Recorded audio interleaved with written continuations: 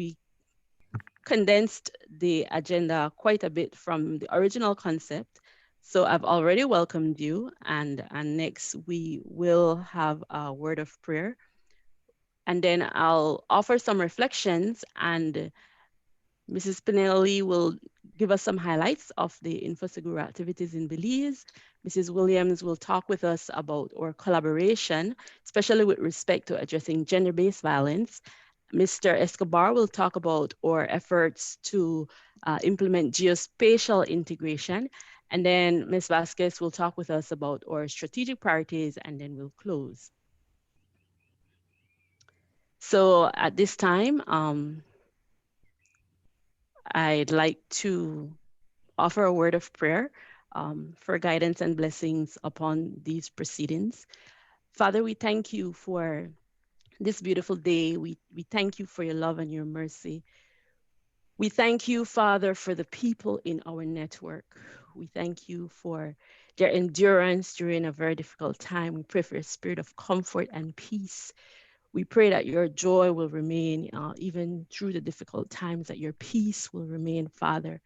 We ask your blessing upon each and every person here, Father. We ask that you'll bless their families, that you will grant them health, strength, love, joy, and peace. We ask that you will guide us forth in the new year. We ask that your hand will be on everything that we do, Father, and where the obstacles come, that you will help us to turn those obstacles into opportunities. We ask this in your mighty name and your son's precious name. Amen. All right. So are we ready to go? Great. Now, Adele? yes. Hi, are you able to grant us permission to record? Yes, who am I speaking with? This is Andrea, Channel 5. Okay, all right. So let me, 1 second. Andrea, are you there by name? Yes, A. Polanco. Okay, all right. And then Me as well to Miss Adele. Unfortunately I ruined my name in the signing session. So yeah, I'm the numbers. okay, all right. So Thanks. can you confirm now that you can both record? Yes, recording. Okay, all right, wonderful. Thank you. I'm Awesome. recording as well. Awesome. Great. Now, I want to say for the record that the Belize Crime Observatory's work, even though I am really the only person dedicated to doing this work on a continuous basis right now, that I always underscore this, that without the people in our networks, we could not achieve anything. Of course, we value all our partnerships. So everybody here in this celebration today, because I call it a celebration, whatever success we have achieved, whatever activities we have been able to implement, it was not because one person was able to do it. It was because of all of us. It was because of all of you who set your hands to the wheel with us to make it happen. And I would like to give special recognition to a former CEO responsible for Home Affairs, retired Colonel George Lovell, who is with us today, because he never gave up on the vision. I remember actually when the Belize Crime Observatory was launched in 2016. I was a journalist at the time. I was working at the Amandala newspaper. And I was so excited because to me, even as a journalist, I could see the value of having this information, not just in the public domain, but for us as a people to understand where we are, to understand the numbers and what they mean for us, and how we can use those numbers to create the change that we need. Right. And that may come from my science background, but I appreciate the value of that. And Mr. Lovell has a passion for that, and he's demonstrated that passion over the years, that commitment over the years, that dedication over the years.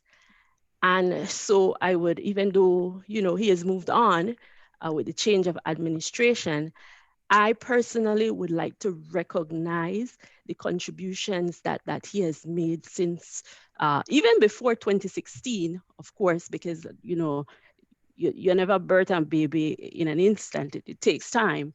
So all those efforts over the years, and the people who were there at the beginning, because I wasn't there. You had Miss Nicole Haylock, you had Miss Kufa Ramirez, you had other people who were there who, carried on the work. And then I came on board, and there was a mission for me to accomplish, and I did that with passion and sincerity. So it was a great experience working with CEO Lovell, because he had a vision and he never lost sight of that vision, and he provided that enabling support to make things happen, and a lot of confidence in me personally, right? And so because of that confidence that he had in me, and particularly this year, I will tell you, during COVID, when the work had to get done nonetheless, even if you're up 12 o'clock in the night, 3 o'clock in the morning, the work had to get done. And him having that confidence in me to keep things going made all the difference. And then Miss Mary Vasquez came on board to do these two consultancies with us. And she actually put her heart and soul into everything. I will tell you that, the extensive hours of engagement and dialogue, asking questions. Miss Miracle asked a lot of questions.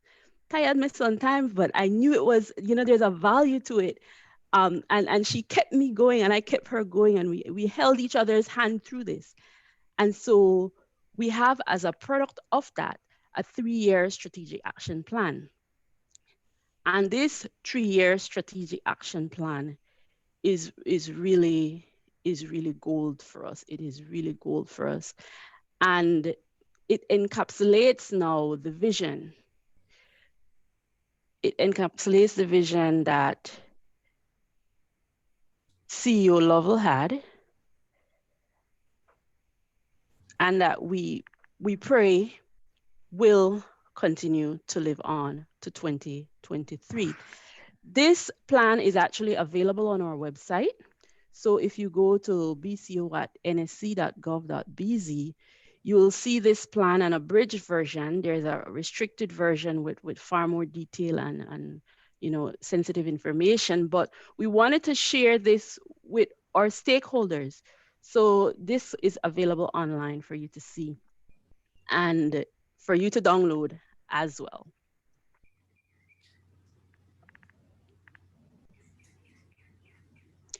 We also did an update of our data policy, and this was an initiative that we launched last year, and it's supposed to be updated every year. So if you see in the bottom left-hand corner, the first version, version 1, and we're now finalizing version 2 of the data policy.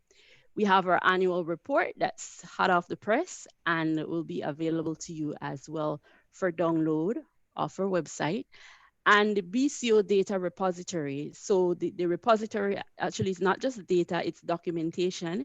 And so what we're doing here, this is a work in progress, but what we're doing here is to make it more user friendly, where you can search things, you can preview, you can read a little snippet as to the content before you decide whether you want to open it or download. So this is something that's being revamped for us by Mrs. Shanika Kodmatura of Tetris Inc. And we are actually getting ready to go live with this anytime now. So we do have a link to it on our website. It's not fully populated, a work in progress, but another milestone that we've been able to reach this year. We also launched the Media Awards, and we would ask the assistance of our friends in the media to promote this among their colleagues, because we believe that the media's role is underappreciated in the wider scheme of things. I think that sometimes people have the perception that the media is just showing the bad side, all the blood, all the gory stuff. But really and truly, the media is showing us what is the reality, what exists, what is happening out there. The stories wouldn't make the news if these things were not happening, you know.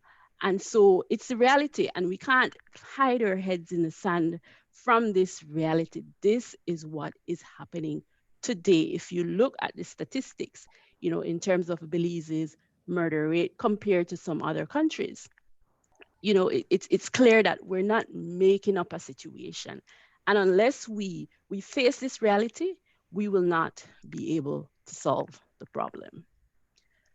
So the BCO also provides information not just for our decision makers and policymakers, but so that the general public and or researchers, or stakeholders, donor partners can understand the crime landscape, especially when it comes to major crimes. And so these are also readily accessible on the website. And we know calendar is scarce this year, so we actually just produced the 2021 calendar. We have limited supply, but we also made it downloadable on the website as well as a PDF version. So for all of my favorite people who are in this meeting today, if you want a hard copy, just let me know and we will arrange to get that to you. So finally, we will ask you to take our survey, and we'll share a link in the chat later on in this meeting. And it is our first stakeholder survey, and it's a recommendation from Miss Mary, and I hope I did it justice. But we'll ask you also to participate and to share with your friends. So at this time, I would like to turn over to the next speaker in line, who is Miss Marlene Pinello Lee. I'll stop sharing my screen now. Miss Marlene? Sure. Thank you, Adele. Thank you for that. And given that the introductions have already been made, Marilyn Pinelli with the UNDP Country Office, it's my pleasure to join you today. And I've been asked to speak a bit about the highlights of the Belize Crime Observatory. I must say that the UNDP and the Belize Crime Observatory have what I would consider a long-standing relationship. So I wish to give you a bit of that history and some of the highlights of the achievements. The UNDP country office in Belize has been supporting the USAID-funded evidence-based information management for citizen security in Central America and the Dominican Republic project, which we refer to as InfoSegura, since May of 2014.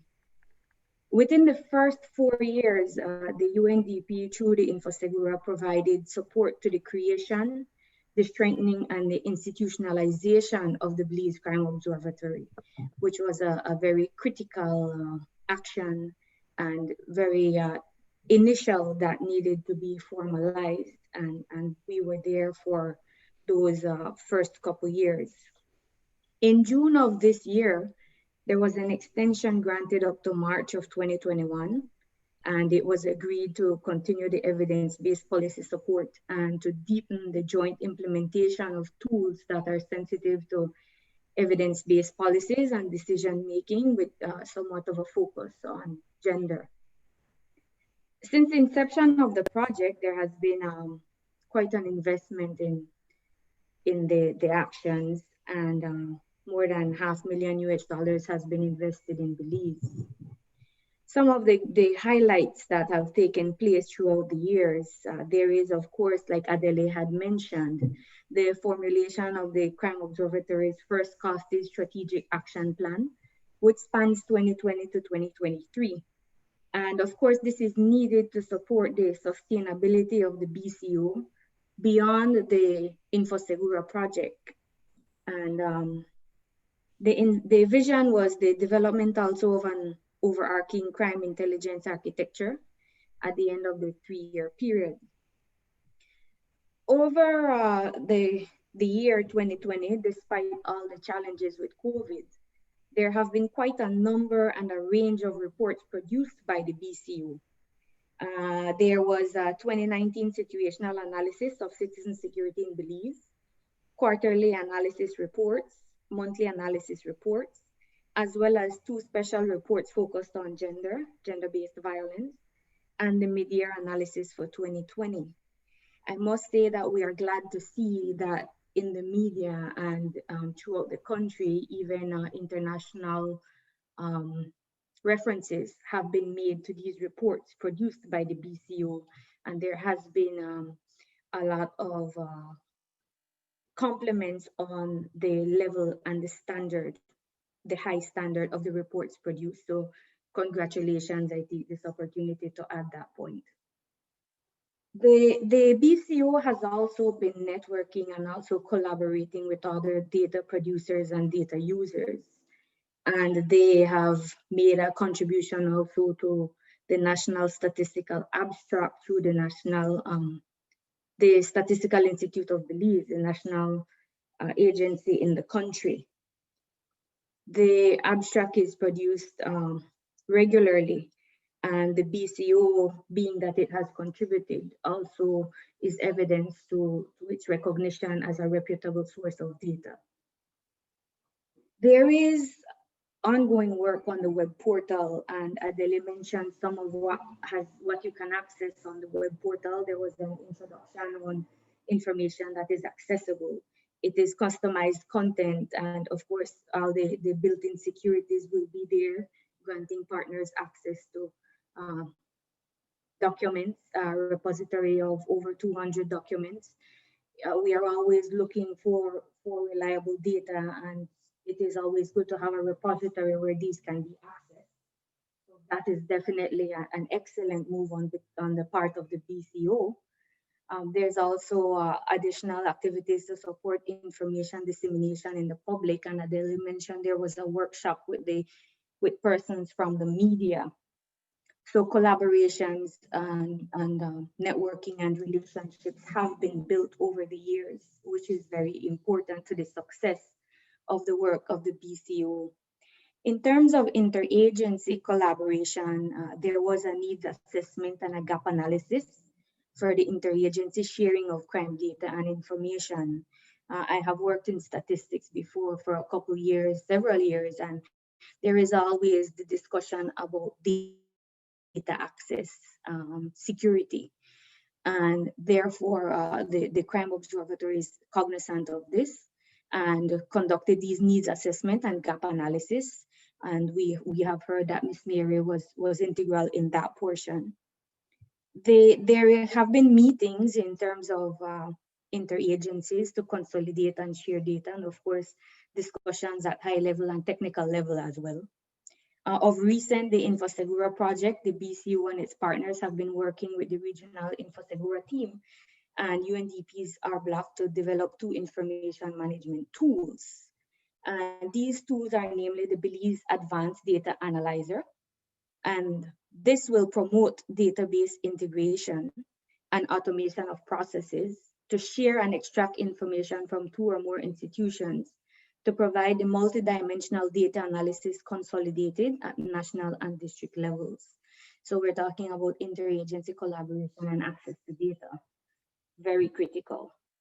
The situational analysis tool is the second tool that work has been done on, and that targets and prioritizes insecurity affected municipalities and areas, looking at violence and insecurity combined with other key information that is accessed from prisons to support geo-reference decision making. And therefore, there is, of course, the important element of geo-referencing and being able to locate and identify these areas where higher crimes and specific crimes are taking place.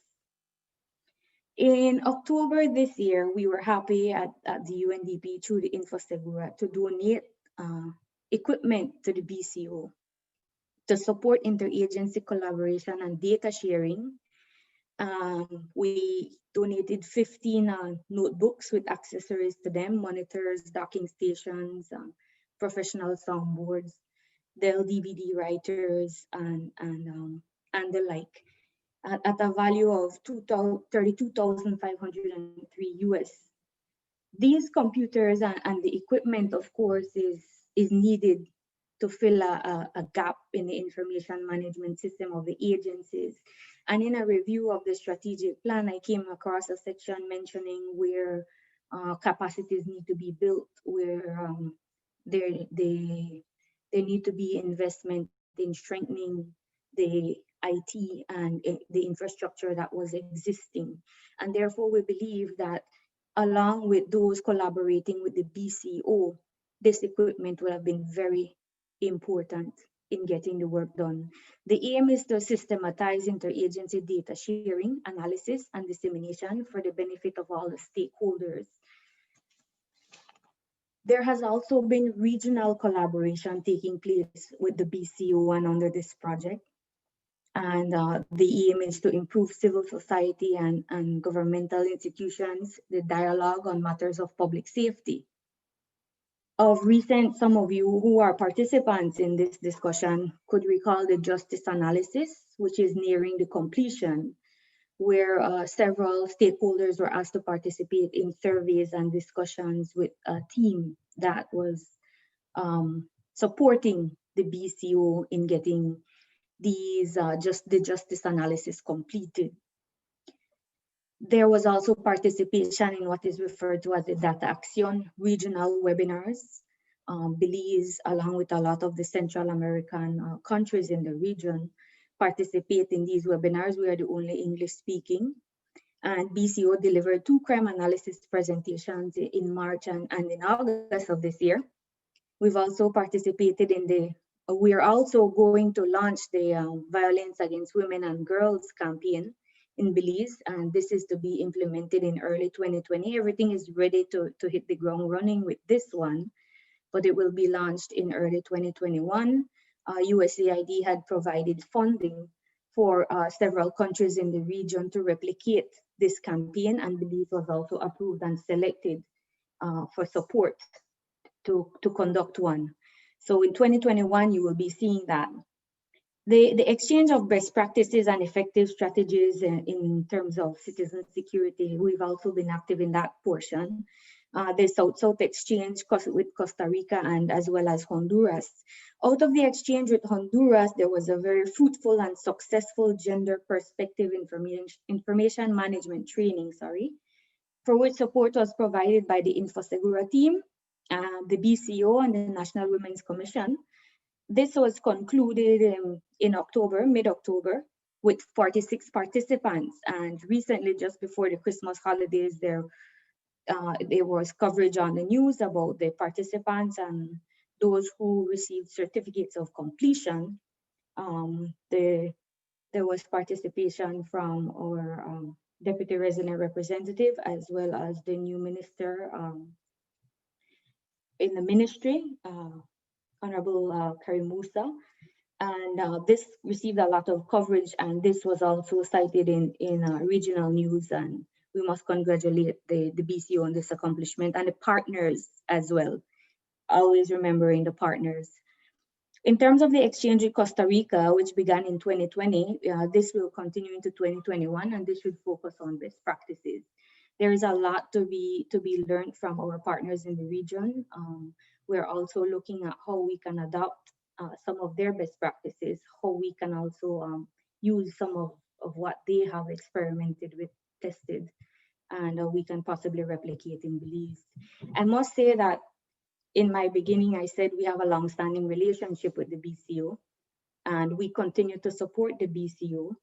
The work is not completed, like Adele said, there is work in progress, and we continue to look forward to more achievements in 2021 and to the good work that everybody has been contributing to in Belize.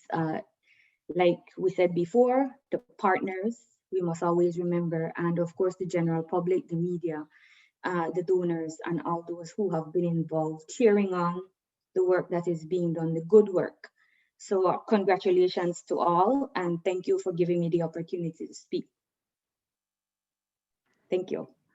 Thank you so much, Marilyn. We really appreciate those very kind words.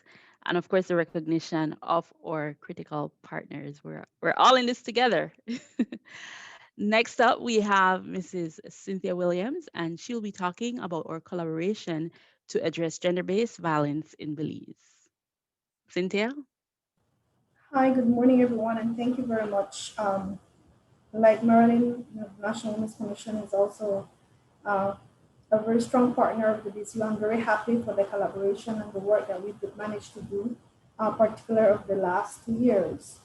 So I'll try to commit to the time provided in terms of the presentation. Cynthia? Cynthia? Yeah.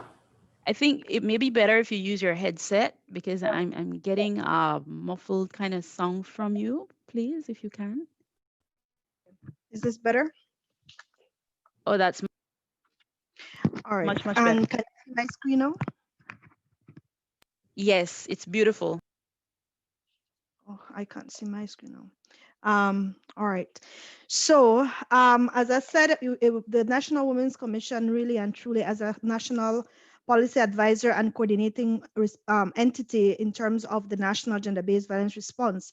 For us, it's been a pleasure to work very closely with the Police Crime Observatory and other entities. And so this morning, I will, just a minute.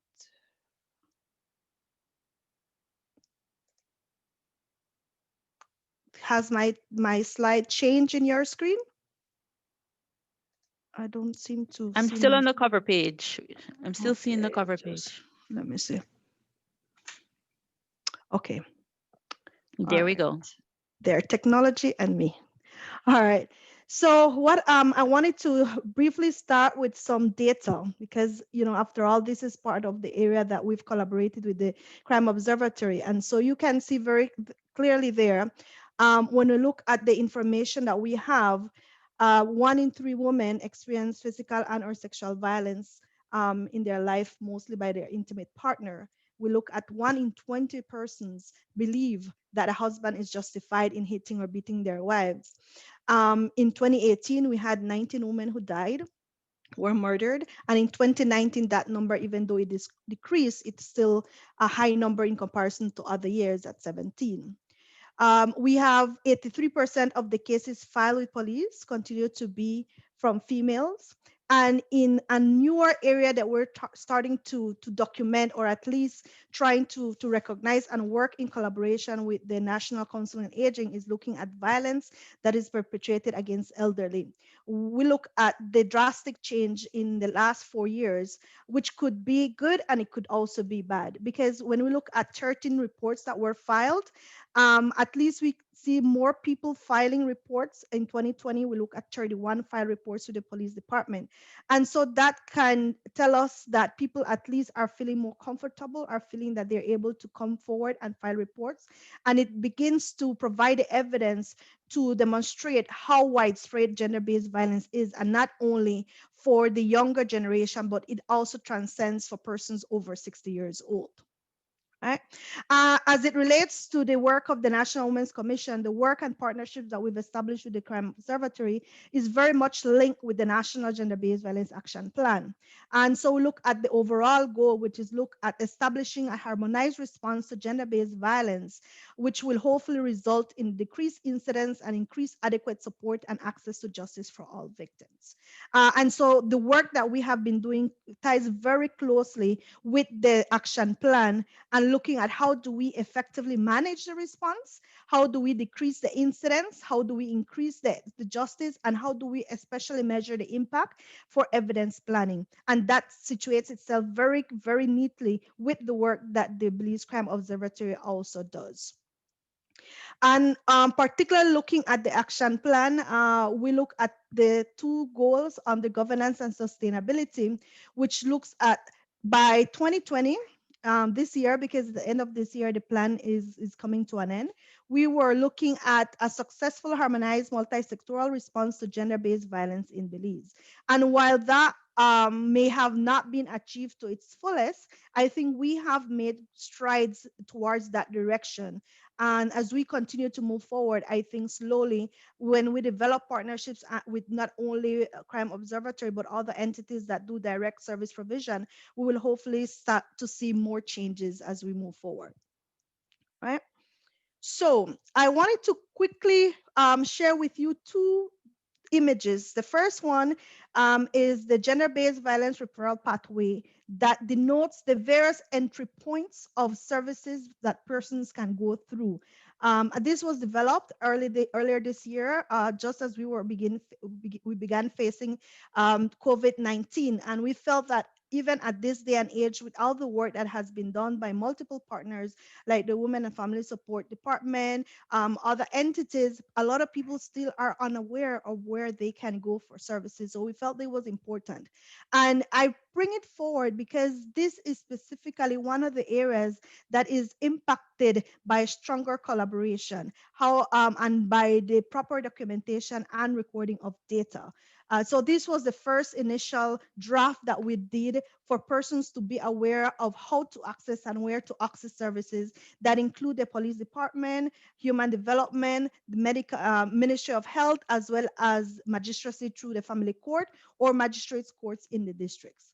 However, we also wanted to make sure that persons are able, a friendlier version for people to be able to look at. And so this was the second version of the referral pathway that people would be able to look at, and explains a bit better to people to know where they can go to.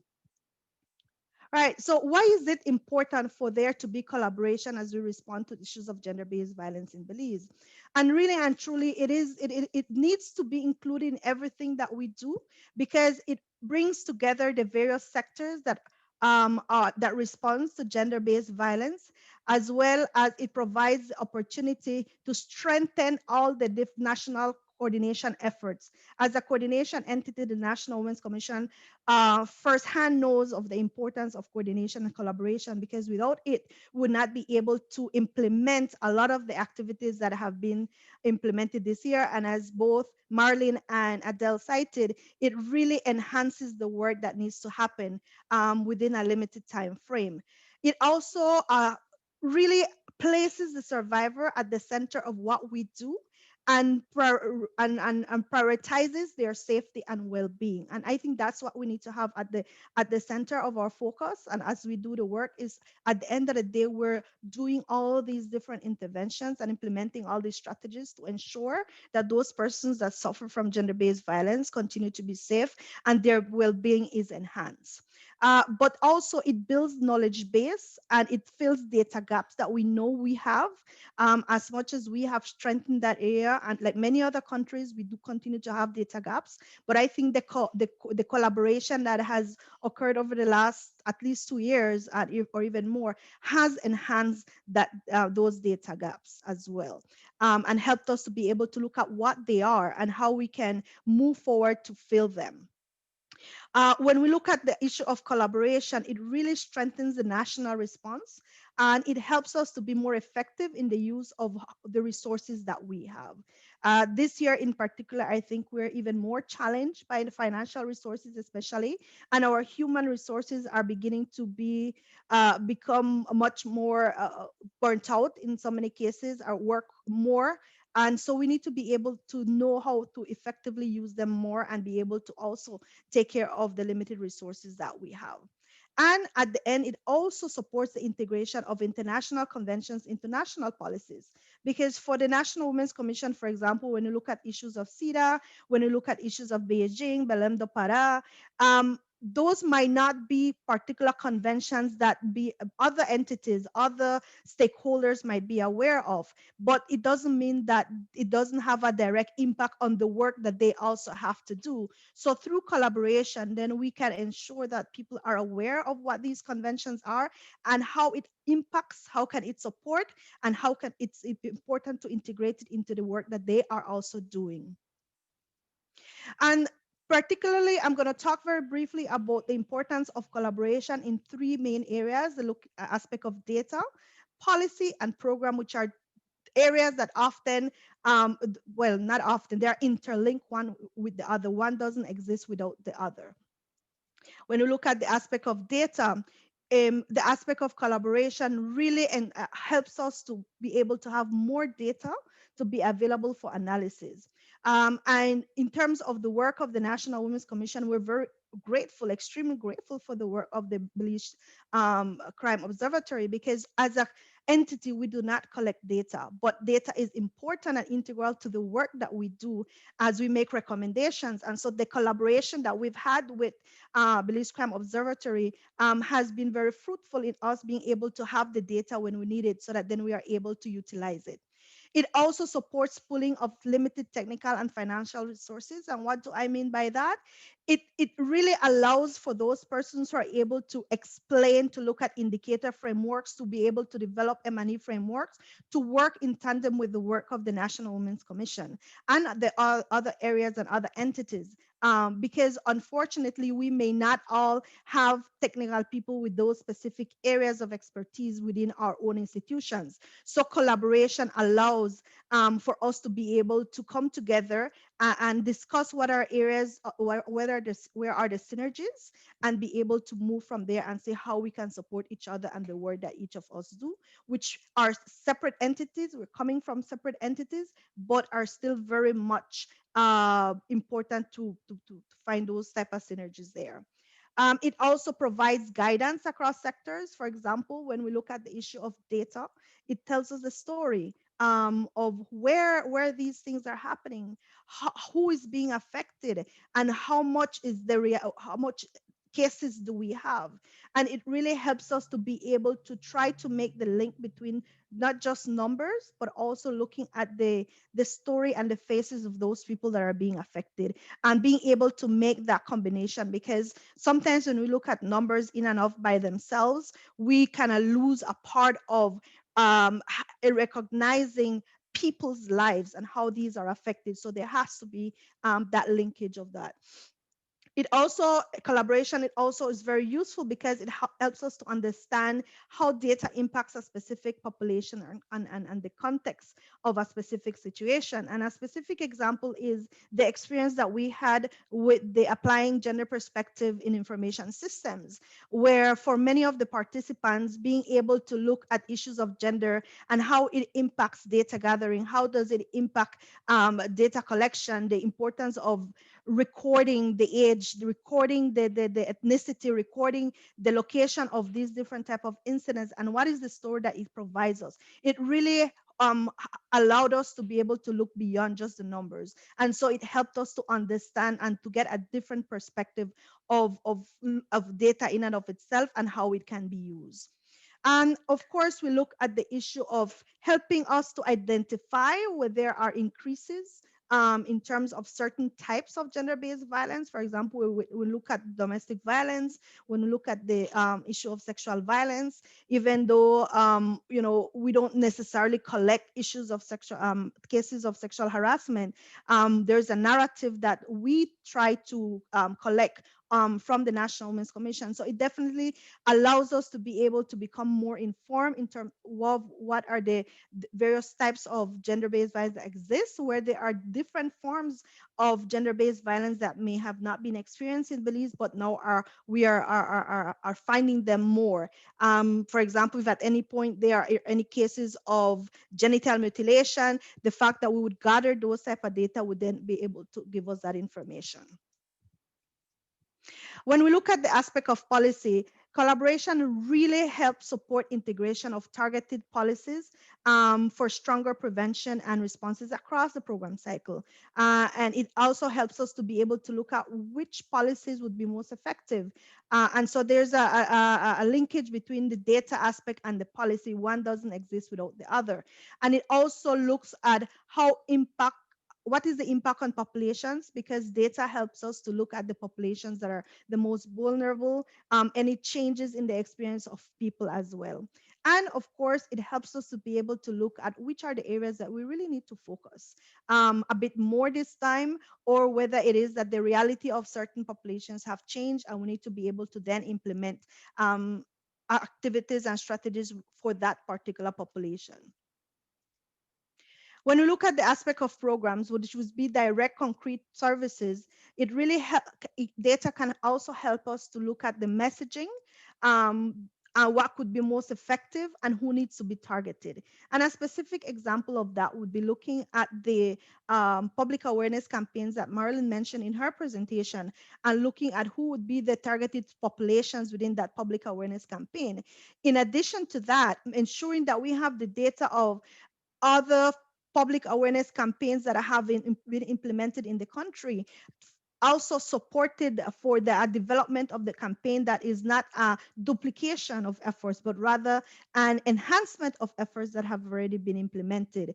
And so we look at the strategies that need to be used within that public awareness campaign, which are different from what has been used before. And so with that particular campaign, I really like the concept of utilizing a national artist and to create a song, the aspect of webinars, and how do we then also provide those messages within those webinars. So data helps us to be able to do that. Collaboration helps us to be able to get that data and be able to know what are the different campaigns that have been implemented. Without that collaboration, we may not have the information, and we may simply be able to be implementing multiple campaigns that are very similar. And in the end, the question would be, does it have the impact that we want it to have? Right? In addition to that, it also helps us to identify any unintended increases in gender-based violence as a result of women's participation in a project or program. And that is something that we have to be very careful about, because often at policy level, even at the program cycle level where we're designing these programs, we have to always at the back of our mind have very much aware what will be the impact of this particular program policy on those who experience gender-based violence. And if we don't have that, the result would be much more dangerous and traumatic for those persons who experience it. So we have to make sure that we have that data in terms of the different programs that have also been implemented, and what was the impact of those programs as well. And of course, along with that, it helps us to be able to look at the designing of those prevention activities to make sure that at all times we consider the safety of the persons experiencing gender-based violence. Again, without that collaborative approach, we will not be able to know which entity is doing what are the different programs that exist in the communities around the country, particularly because in the 6 districts that we have different organizations that might not necessarily have national scope. And so their information is very much guarded within the district. And so having that collaborative, that working aspect in the work that we do will ensure that we touch base with these entities, we work closely with these entities, even if though their programs and their interventions may be localized, even within one village, even within one town. So we have to be very careful with that as well. And so briefly, I wanted to also include particularly what are some of the strategies that the National Women's Commission and the Belize Crime Observatory have been a part of over the last 2 years, as I mentioned. And so I think one of the areas that continues to be implemented, because it was just the start of a conversation, because it requires much more work, it requires much more investment, and that had to do with the aspect of enhancing the reporting, monitoring, and surveillance of gender-based violence in Belize. It was a seminar that brought multiple stakeholders from different entities. I believe that every entity was represented as it relates to those who provide services such as police, health, human development, as well, several civil society organizations. And so we were able to look at multiple recommendations that had been given as a result of multiple evaluations over the course of a few years, and to look at what is it that we need to do if we are going to have a very strong gender-based violence surveillance system. Because at the end of the day, we do have data particularly looking at domestic violence and sexual violence. But when it comes to other issues such as sexual harassment, we still don't have that. And so how do we ensure that we document the experience of every single person that experiences gender-based violence, even as it relates to persons from the LGBT community as well? And so that discussion really allowed us to be able to prioritize the various recommendations that had been provided. And so then, even though last year we were supposed to continue it, there were so many setbacks, but we know that in terms of this coming year, we're going to continue the discussion. Adele, just when we looked at it, says, we need to continue the conversation, and it's something that we will. So it was a first step in trying to really enhance the national gender-based violence surveillance system, which was in existence for many years. And unfortunately, over the last 3 to 4 years, it has had some challenges. And so how do we modify it? How do we ensure that whatever gender-based violence surveillance system is not only inclusive of data that is collected from health and police, but also includes data from the magistracy and judiciary, because we want to be able to follow a case from the onset of a report up to the outcome, whatever the outcome was, be able to follow that case. And so that is the overall goal of the National Gender-Based Violence Surveillance System. And so we continue to work with it. And of course, being part of the interagency collaboration to strengthen sharing of crime data and information, I think those type of interventions are very key, because it provides a space for people to bring what each of the entities are working on, and then be able to find synergies and linkages that are important, so that we then work closer together and we can also support each other in the work that we do. We mentioned the applying gender perspective to information management systems, which I think it was really an initiative that had quite a positive response from the participants. I mean, for a course to have 46 participants from beginning to end, it really speaks well about the course itself, but also in terms of the coordination efforts of the Belize Crime Observatory, and also, I do publicly commend Adele, because she really had a lot of uh, work in terms of managing that course. As a participant, I could see the work as a and I'll put in quotations, as a support person. I see the amount of investment that she made on it on a personal level as well. And for us to see the participation of both men and women within that course, in men and women who probably may have not participated in such a course before, and hearing them and reading some of their feedback within the course was really for us positive feedback in terms of how much work we need to do in terms of supporting people who are working within this sector. And so if we're asking them to do things, we're asking them to strengthen the response that they're providing, we also need to provide that support to them and that capacity building that they require. And being part of the Belize Task Force to implement violence against women campaign, Marilyn mentioned, and I mentioned it already as well. It really brought, I think, very key stakeholders like the government press office, the National Committee for Families and Children, the National Women's Commission, to be able to look at what are some of the things that we're going to implement, and being able to address areas that may not have been covered by other public awareness campaigns. So I think that was very important as well. And as we move forward, I think it's a strategy that should continue, because then it provides that space and that platform to look at the aspect of public awareness and to ensure that duplication doesn't happen, because often the aspect of public awareness is the one that is least funded, and yet it is the most expensive strategy that is required if we want to be able to provide messaging to hopefully begin changing some of the mindsets and attitudes that people have. And that is how we also reach out the general public, since we might not be able to go out in every single community, but at least using public awareness strategies, we'll be able to somehow get the messages out. And I think for us, one of the most important aspects in terms of how collaborative our collaboration has been, not only with BCO, but collaboration in general, is the provision of networking opportunities that it provides for stakeholders and partners and entities. Because the work in this sector often can be very traumatic, even for entities at different levels. And I think coming together and looking at what each different entity is doing, what are the things that are working for them, and how we can support each other, I think is one of the biggest aspects that we glean from collaboration. And so I think it's something that we really need to be able to really use as best as possible. Thank you And so much, so Cynthia. the final Or slide, oh, just sorry. to Oh, keep there, that's fine.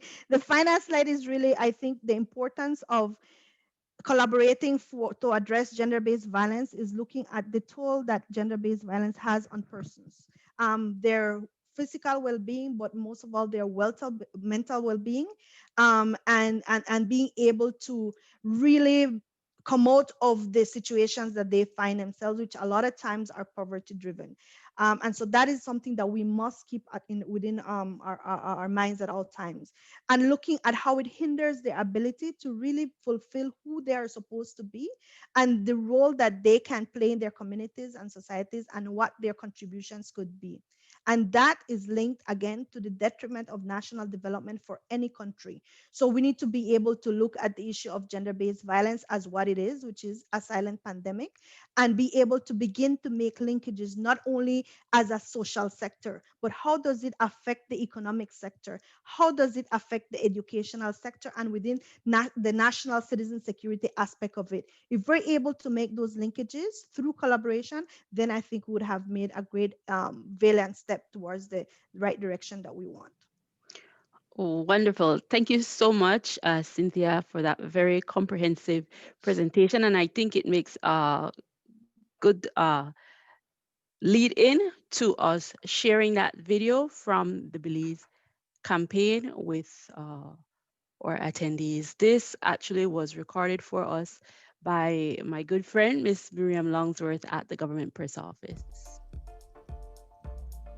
Belize will not be safe until its women are safe. Data from several countries in the region since the onset of the COVID-19 pandemic have shown an increase in domestic violence complaints as many women and girls share living spaces with their aggressors. In Belize, women and girls continued to be the primary victims of sexual and domestic violence between January and June 2020. There was a significant increase in domestic violence complaints coinciding with the period of COVID-19 restrictions to movement. This regional violence against women campaign is therefore a tactic to counter. In Belize, we will utilize social, mainstream, and community media to help survivors find a way their power to safely and effectively report their aggressors and reflect on their need to stay safe in the midst of the pandemic.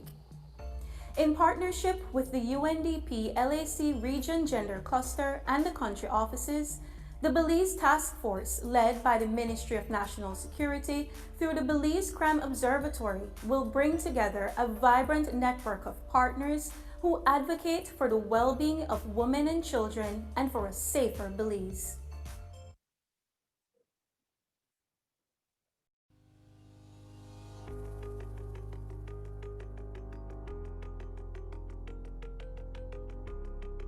To help deter sexual violence in Belize, the Sex Offenders Registry was legislated in 2014.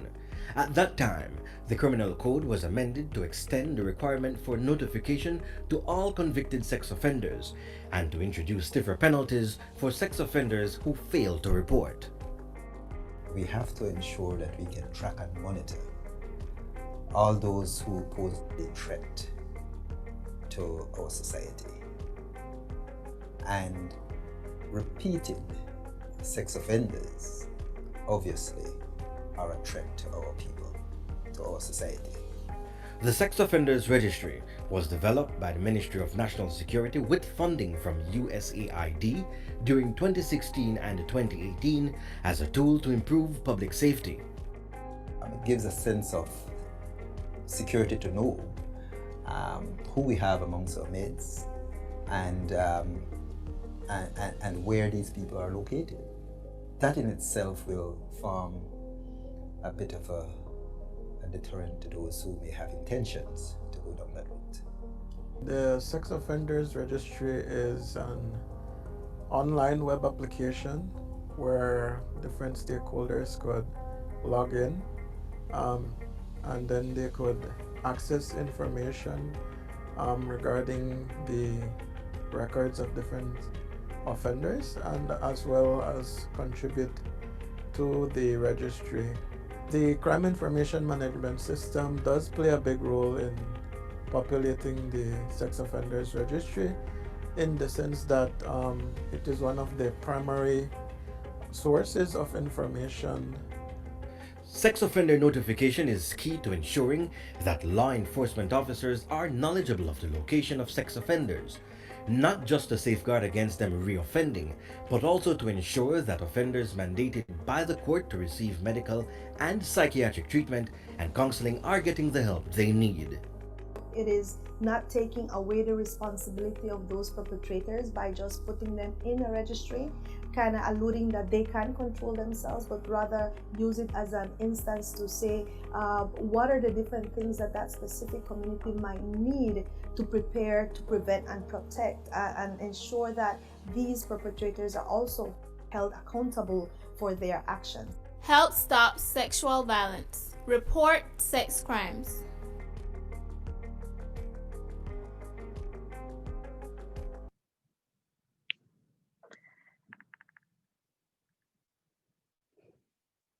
Yes, so that was an initiative that that actually we undertook earlier this year. We created two new videos. We're in the process of finalizing our third one. And all these activities actually have been funded by USAID through Infosegura. It's a regional project, and Belize is one of the 6 participating countries. We really underscore the problem of gender-based violence at this time because during the COVID-19 pandemic, gender-based violence and particularly violence within the home has been a pandemic within a pandemic. And so it is something that, we really need to put out there in the public domain. We're really looking forward to having this Belize campaign get off the ground. It is never too little too late, although I would have wanted it to happen a long time ago because there's no time like the present. However, gender-based violence is not going to go away anytime soon. It's an age-old problem that we've been grappling with, and it's often said that the violence that we see played out in the streets actually begins in the home. And so there's a connection there, and there's a connection that we must understand, and that we must, in our individual spaces, also advocate against. At this time, I'd like to invite our next speaker, Mr. Wilmer Escobar, who will be talking about our geospatial collaboration. Wilmer?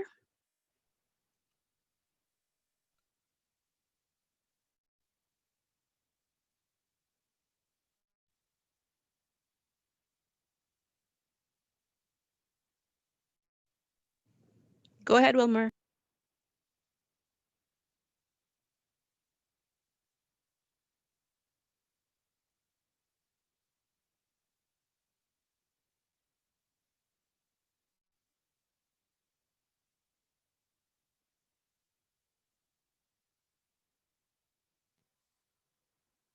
Hello.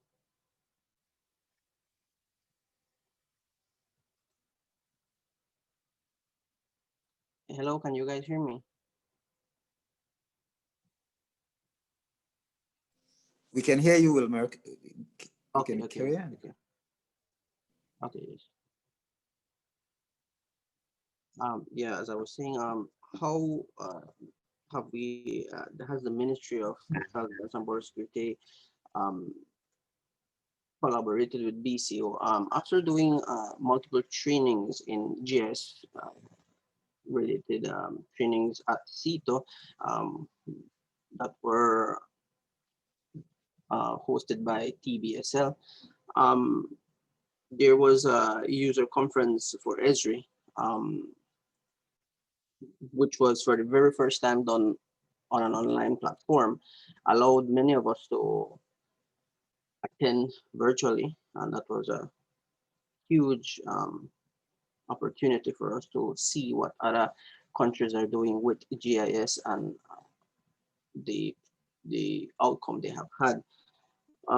We did a meeting after that user conference, which Adele hosted, and we began to create and formulate the geospatial working group that we have now.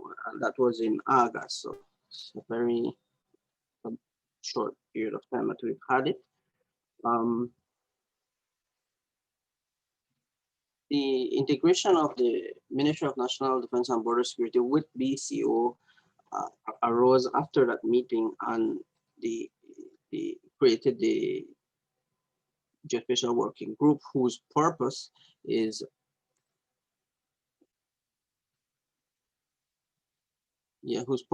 to assess the ministry's current capacity uh, and extent to which GIS is used across the agencies that fall within the ministry. The objectives that we have for this working group is to enhance understanding of the importance of GIS to the realization of the ministry's mandate, to promote the effective and efficient use of geospatial resources available to the ministry, to build capacity across the ministry and its agencies to capitalize on available GIS resources and technologies, to advance the use of GIS and geospatial technologies for achieving greater national security, and to build the image of the Ministry of National Defense and Border Security as a model institution of excellence and sophistication in deployment and use of GIS technologies. The members in our working group are the Belize Defense Force, the Belize Coast Guard, Joint Intelligence Operations Center, the Belize Police Department, Belize Central Prison, National Forensic Science Service, and of course the Belize Crime Observatory. This working group has the intention of having more exposure of GIS to these ministries, to these agencies, sorry, that fall under the ministry, and with the expertise of each agency, each one of us bringing a different input that together strengthen the infrastructure, the geospatial infrastructure that we have intentions of overseeing and establishing. The geospatial working group has a biennial working plan, which, as I mentioned before, from its inception, which was in 1st August 2020, to 31st March 2022. No, the help of other agencies, for example, the Belize Police Department and the Belize Crime Observatory with their expertise has enabled us to roll out the RGS Enterprise Portal, which was done by Mr. Alan Zoll with a collaboration of the BCO and CETO and TBSL. The portal is a component of ArcGIS Enterprise that allows you to share maps, scenes, apps, and other geographic information with other people within the organization. And the enterprise is the foundational system for geographic information systems technology and other Esri suite of applications running in our very own infrastructure. So it has been a huge step for us to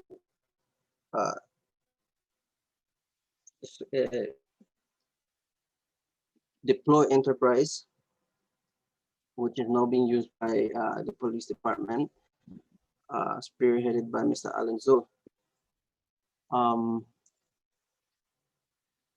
The overall integration of BCO with us has been successful. We have had so many persons, much more persons involved in GIS and different trainings that PBSL has organized, and of course the geospatial working group spearheaded by myself and Delhi, which I must be so immensely thankful for providing her expertise and um, making this possible, and for having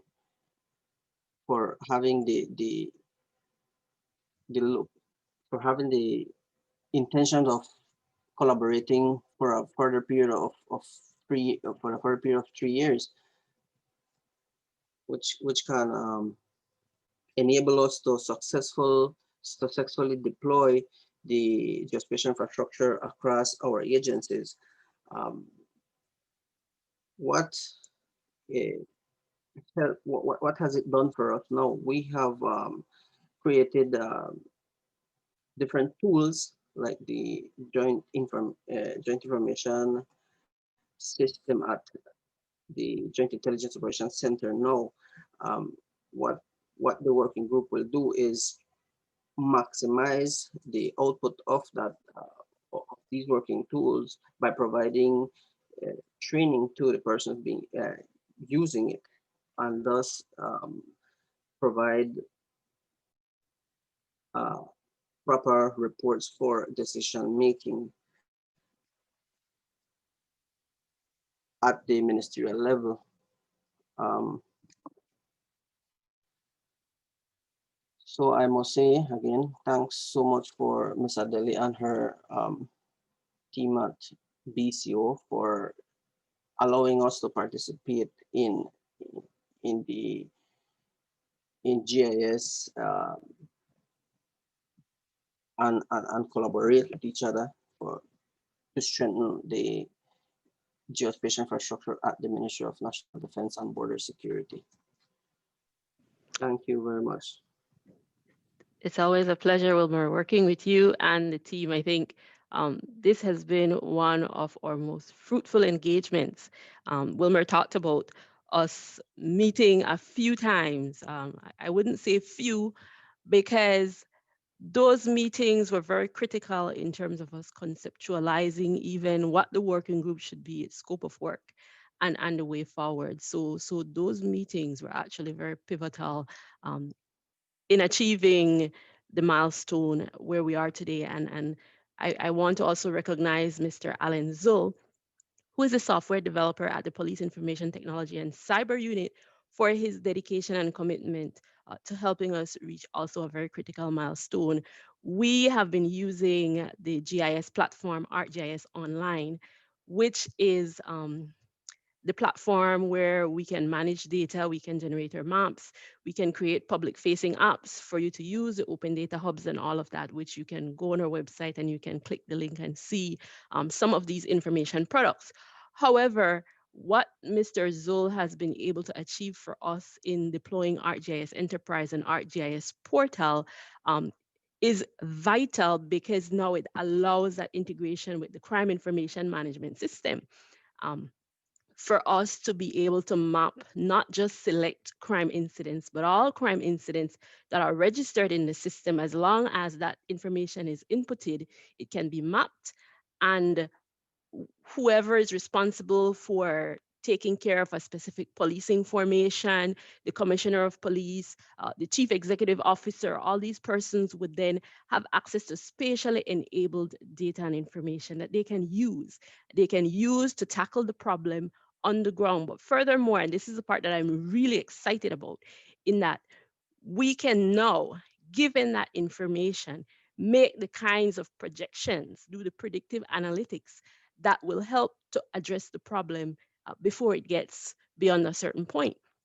Because it will take us from being reactive to being proactive. And I think, it is so critical, and I encourage all my colleagues to continue in this pathway and understand that we cannot continue to operate in silos, otherwise it will be ineffective. The success that we need to see can only be achieved if everybody brings their piece of the puzzle together so we could have a complete whole. And we saw that happen earlier this year with the entities coming together and scrubbing that list of road traffic fatalities, right?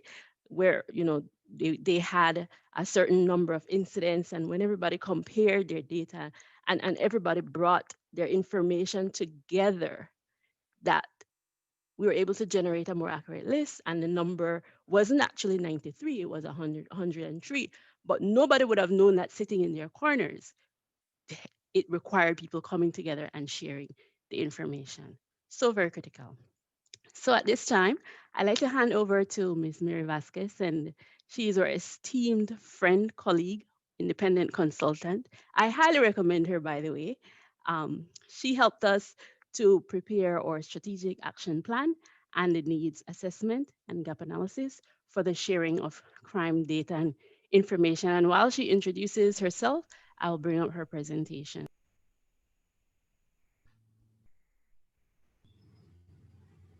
Okay. Good morning, everyone, and thank you so much, Adele and the BCO. And I see my good colleague, um, Mr. George Lovell, former CEO. Thank you so much for the opportunity to participate in this. This was very exciting, and probably the best part of it was the opportunity to work with people who really believe in what they're doing and really want to see Belize go towards a much better place in terms of how we use data, how we capture data, and how we become an information centered decision making society. So uh, I will get right into it because I see that we've kind of extended the 1 hour. So I was contracted by the ministry to prepare two products: a needs assessment and gap analysis for interagency uh, data sharing, and also a strategic action plan for the Belize Crime Observatory. So there's a lot of overlap between these two, but we did treat them as separate activities, and then there was a lot of overlap and I guess mutual reinforcement between these two activities. So um, if we could move to the second slide. Okay. So I just want to say that the strategic action plan, um, that kind of speaks for itself. It was a 3-year costed action plan with an M&E framework. The needs assessment and gap analysis, as I mentioned, was to look at the needs and the gaps for the existing information sharing mechanism.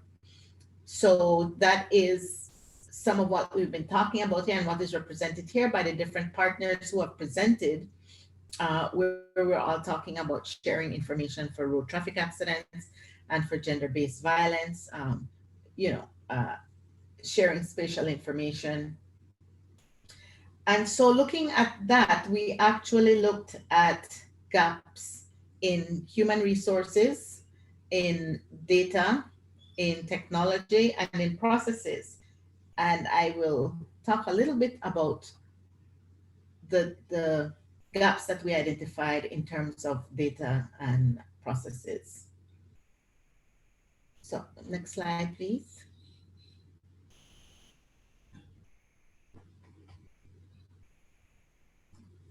Can I click it myself, Adele? I don't know how this co-hosting works. Okay. Okay. So when we talk about the interagency mechanism for data sharing, sometimes it's hard to visualize, to conceptualize exactly what we're talking about. A lot of the parts of this are intangible. They're not physical. So there are parts of it that are physical in terms of the data sharing. The GIS servers are physical. The other information servers where the SIM sits, where the BCO is hosted, all of those things are physical. But what really makes it work, the most important parts are the people in it and the information that's in it. So today we've seen very clearly that the Belize Crime Observatory as a driver for interagency data sharing has been extremely successful in establishing very functional partnerships for sharing information. If we look at the plan, if we look at the annual report, and if we look at the presentations today, we see that there's been a lot of joint action where partners really feel the mutual benefit of working together and really are striving towards a multi-sectoral analysis about where crime happens, how it happens, why it happens. And so we've seen specifically some good examples of working together for gender-based violence data. We've seen how the mutual benefits can keep people at the table. And we've also seen how working together on road traffic accidents has been critical to getting the correct picture. So that people aspect of it is really the center of it. And whereas we can't physically see relationships, that's really the center of any interagency collaboration. The other super important part is if you could go back, sorry, one step. Yeah. The other super important part of it is the information itself. And there were a lot of gaps that we found in the information. And I see from the annual report of the BCO and also from the presentations today that a couple of the big gaps there are being addressed. One of them is spatially enabling the SIMs, and the other one is porting the SIMs over to relational database management platform. So it's very encouraging to have worked with the BCO on this plan and then to see that it is actually coming to pass. And again, that shows us where people are so important because you need champions to make this happen.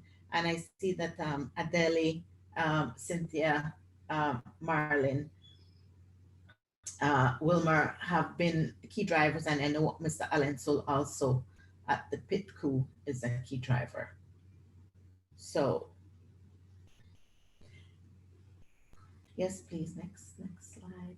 Okay. Just briefly, so what we came up with was a theory of change of how we get from where we are now, where we have a very strong start, we have committed people, we have some good bits and pieces, but how will this get us towards the end game, which is improved citizen security, which includes, reduced gender-based violence, domestic violence, gang violence, reduced crime overall.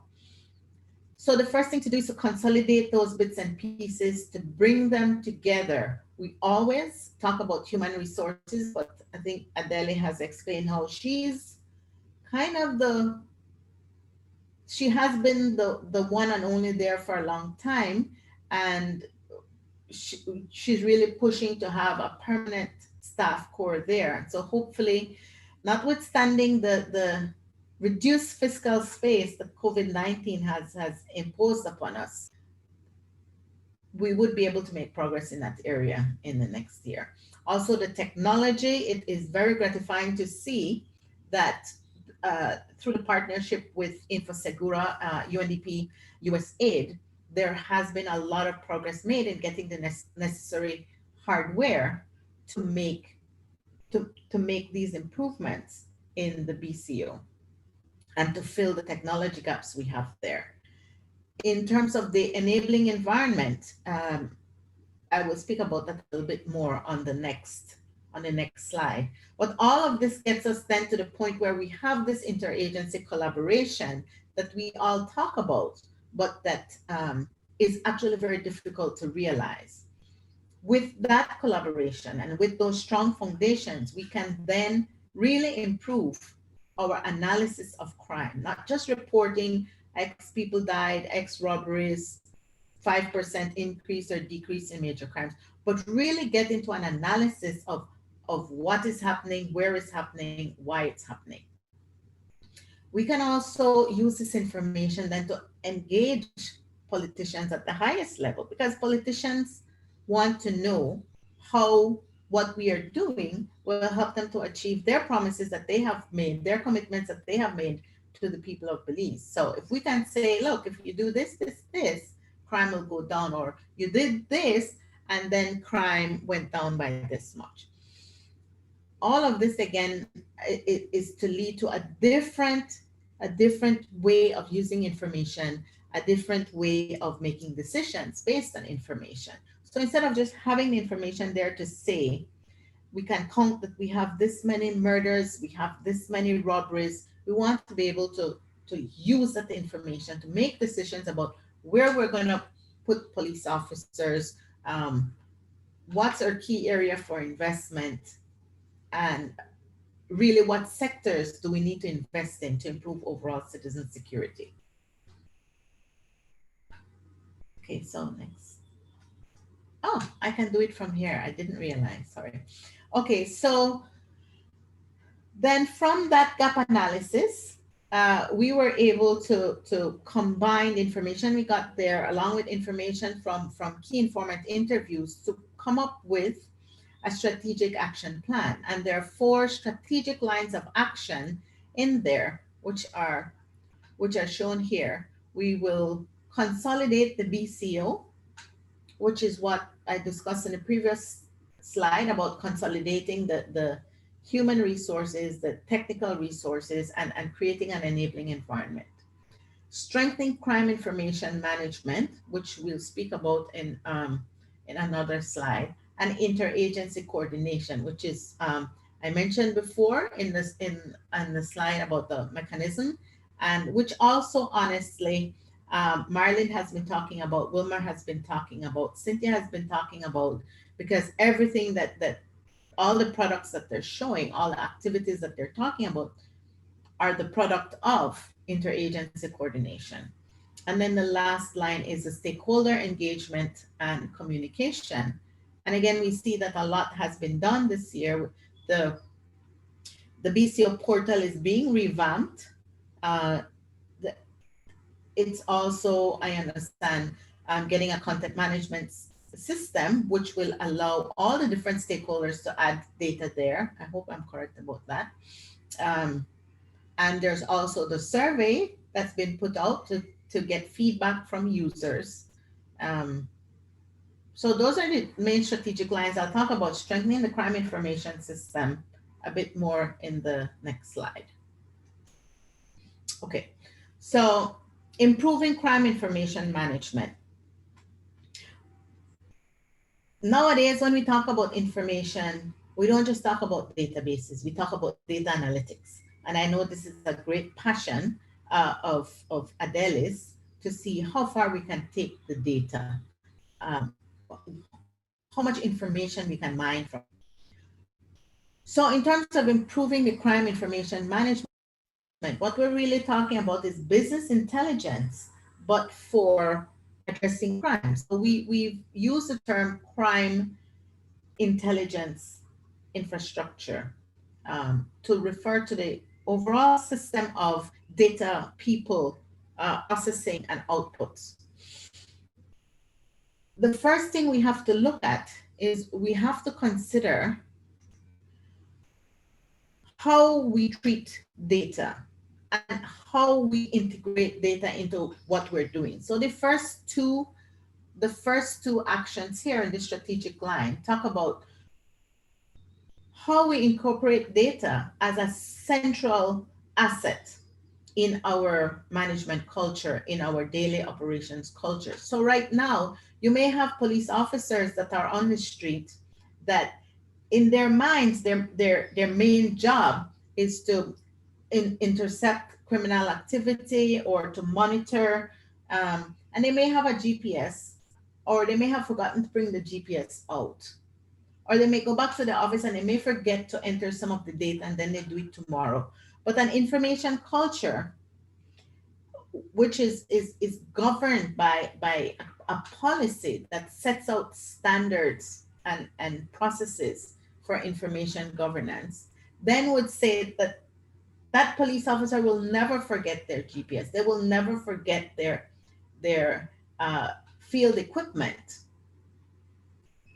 because they understand that capturing the data is an important part of us being able to eventually get on top of all the problems that we have with citizen insecurity. The other two elements of improving crime information management is to upgrade the crime information management system, which is the SIMS, which has been a very large project that has been on the table for a long time. And I know that the PITCU has really dedicated a lot of blood, sweat, and tears into getting this through. So am I correct in understanding that it has now been upgraded to a relational database management system? Mr. Zoll? Hi, good morning. Yes, Ms. Vasquez, you are correct. Thankfully, we are at that stage now. Really excited about the possibilities, as Ms. Ramos mentioned. So yeah, we're getting there. Excellent, excellent. So the crime information management system is where all the raw data about the crimes that happen are input. So that has all the potential. That's really the largest data source at this time. And we can see where if we're talking about gender-based violence, there are other information systems that also need to be linked together with this central data repository so that then we can have different perspectives on crime. We can have the gender-based perspective. We can have the gang violence perspective. We can have the property crimes perspective. So the upgrade of the crime information management system, the first step was to put it on a relational database platform.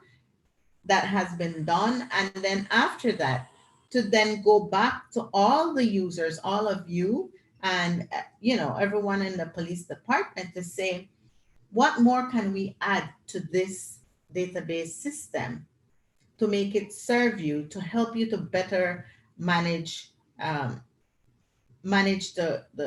crime that you work with. So one of the things that we look at there is we look at when we talk, for example, about the gender-based violence data, we look at what additional information do we need to capture so that we can understand this better. Should we say that, okay, there was this incident of sexual violence, but are we capturing enough information? Are we looking at things like ethnicity? Are we looking at things like the profile of the perpetrator, the profile of the victim? That sort of analysis, that sort of data description would help us to do greater analysis. Why do we need that? Because if we want to reduce gender-based violence, we have to understand who is doing it and then have programs for dealing with behaviors on that end and to whom it is happening so that we can help victims prevent assaults, and we can also help them to seek services. The other really major thing that we need to work on is putting all the pieces of the criminal justice system together. From the time that someone makes a report to the police, that let's say, okay, there's been a burglary, there's been a murder, there's been a rape. From that moment, that data record is entered, and that information, that case should be followed all the way through the court system, through the prison system, and even to the point of people being on parole, or to the point of the person being let go from the system. Right now, we talk a lot about inefficiencies in the criminal justice system. We talk about really long backlogs of information in the court. One of the big issues with the court case management is that it's not automated. It's not automated, and actually we don't even know how much money is being lost by having this backlog. You know, we might say, for example, oh, we can't afford more magistrates.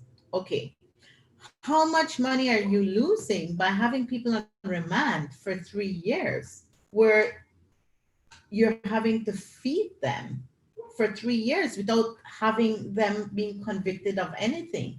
So if we start being able to measure those things, then we can start influencing decisions, and we realize, okay, you know, it's cheaper for us to get 4 magistrates than it is for us to have 100 people on remand for 3 years.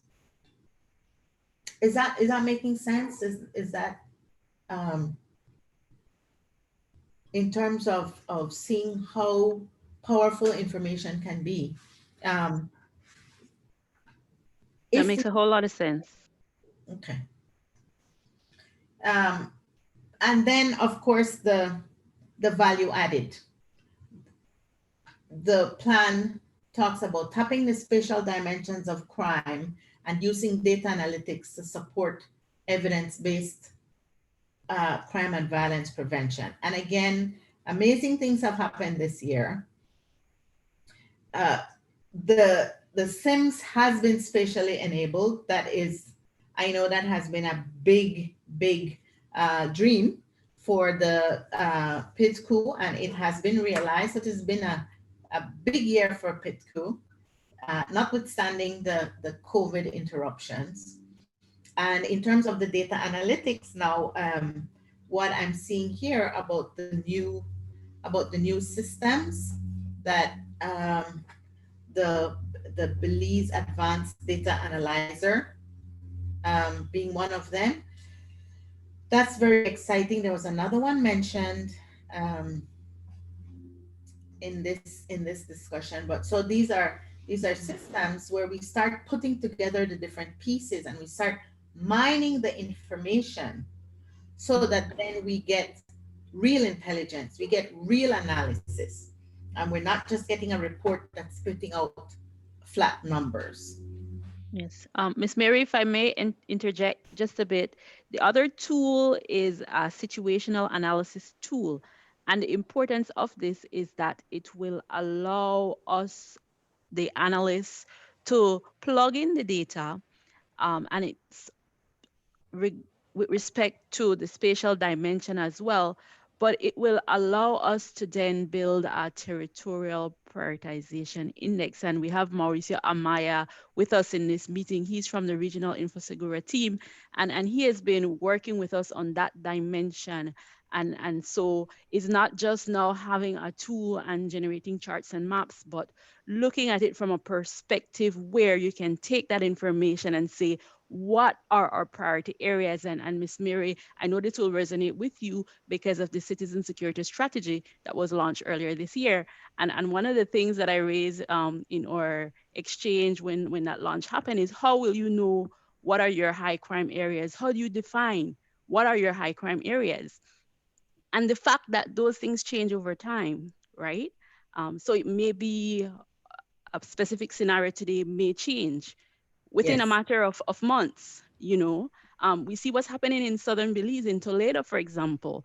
Small population, but per capita, there's been a significant shift there. And so this tool will also enable us to generate the kinds of information products that will be of value to our decision makers and policymakers. That's that's amazing, because again we talk about realizing efficiencies in how we deploy resources, uh, and we'd be surprised to know that somewhere that you think of as a low crime area may be a blossoming hot spot, and you would know that by this kind of tool like the territorial prioritization index. And so you can deploy people there before it becomes out of control. So that's really heartwarming. That's excellent. This really has been an amazing year. I'm blown away. And I guess at the bottom of all of this is recognizing that the government has already made a big investment in information technology capacity. We definitely need more. We need more people. We need we need some centralized policies about how we manage data and about data standards. But if we take the investment that has been made in the Central Information Technology Office and we ensure that that is having the, the, the greatest impact on all the other agencies, then we can see where if that support is readily available, not just there, not just existing, but readily available to other government agencies, then we can do even more. Because one of the big things that we lack is money to invest. So if we maximize the use of the investments we have already made, for example, in enterprise licenses, in shared servers, then we would be able to really get a lot of what we have planned done. Okay, I'm trying to get to this next. Can you help me get to the next slide, please? Yes, okay. And I see that Shanika is here on the call. This is a work of art by Shanika. She and I worked so hard on this infographic. I should say that I spoke a lot and scribbled a lot, and she made this. And what we are trying to show here is that long-term vision, or I should say the medium-term vision, because this is where we want to be at the end of 2023. We want to have a system that is reasonably integrated so that we can pull together information from all the different sources. We can collect information from the SIMS, from the prison records, from the GBV systems, from road traffic accidents, from forensics, court case management, juvenile justice data. Bring in all the maps, all the GIS data, and then also bring in information from SIB, bring in information about labor, about poverty. And we can integrate that. Ideally, would be able to move to the point of data warehousing, and from some of the advances that I'm hearing of today, I think that we are definitely on the way to integrating this information. And then we can do the kinds of analytics that the BCO has already started on, but we can take it to a deeper level of getting to a predictive type of analytics. We can really beef up the statistical analysis that we do, and we can really beef up the GIS analysis that we do. And then we can share this information. I really want to see this get through to the high level decision makers, because sometimes what seems like an obvious tactic might actually not be supported by the data. And I will say this, I will say, if there's greater crime, there is always the first knee-jerk reaction is to put more police on the street, train more police officers. Although we don't have any data to show that this is in fact an effective medium-term strategy, but it is a huge investment.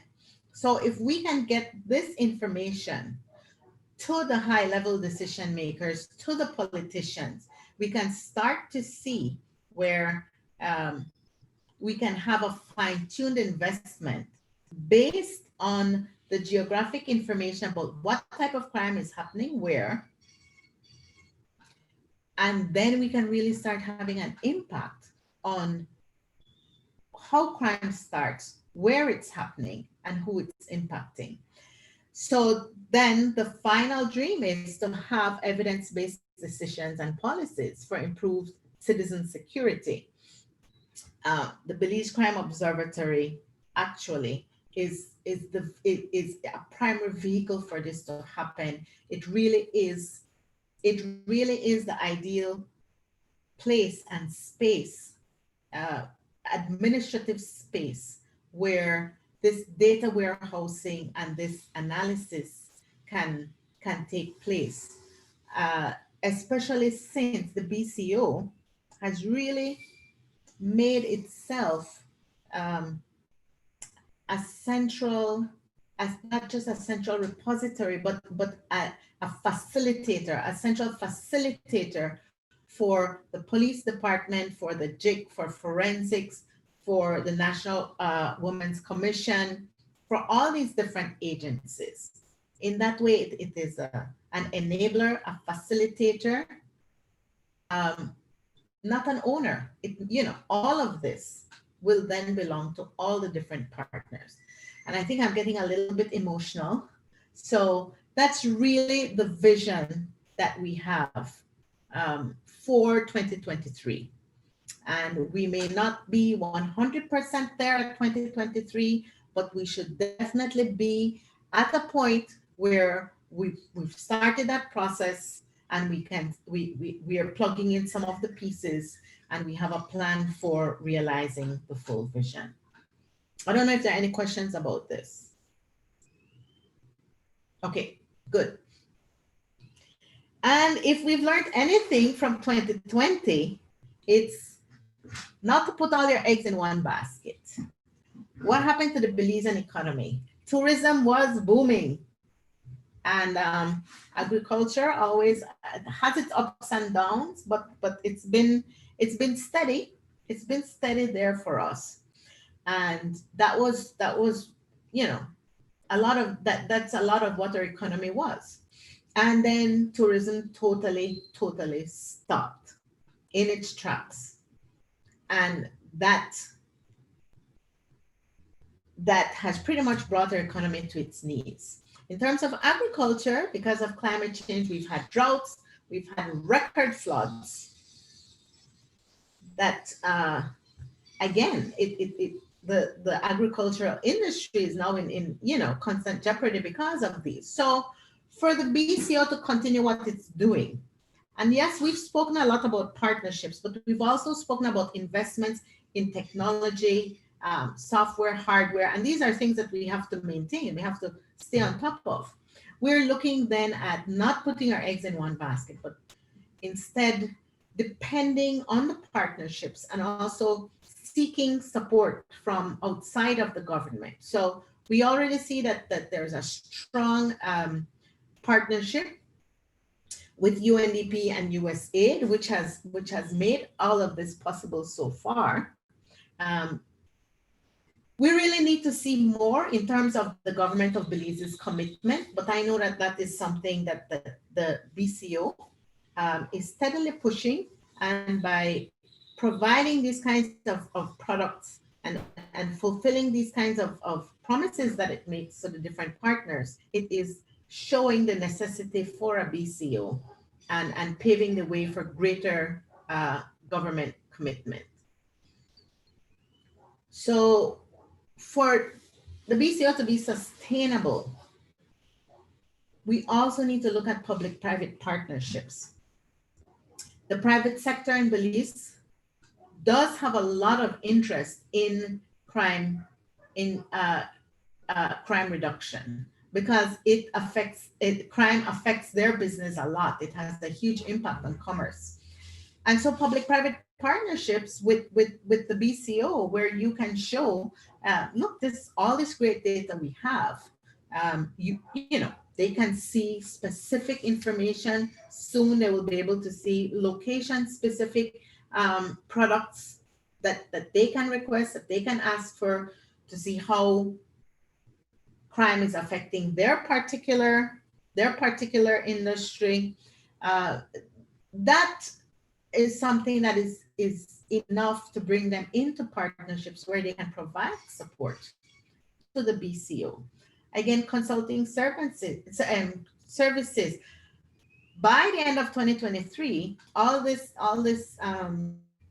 capacity that we're building will mean that the BCO is a repository not only of data, but it's also a repository of a very unique expertise in spatial analysis, in data analytics, and in visualization.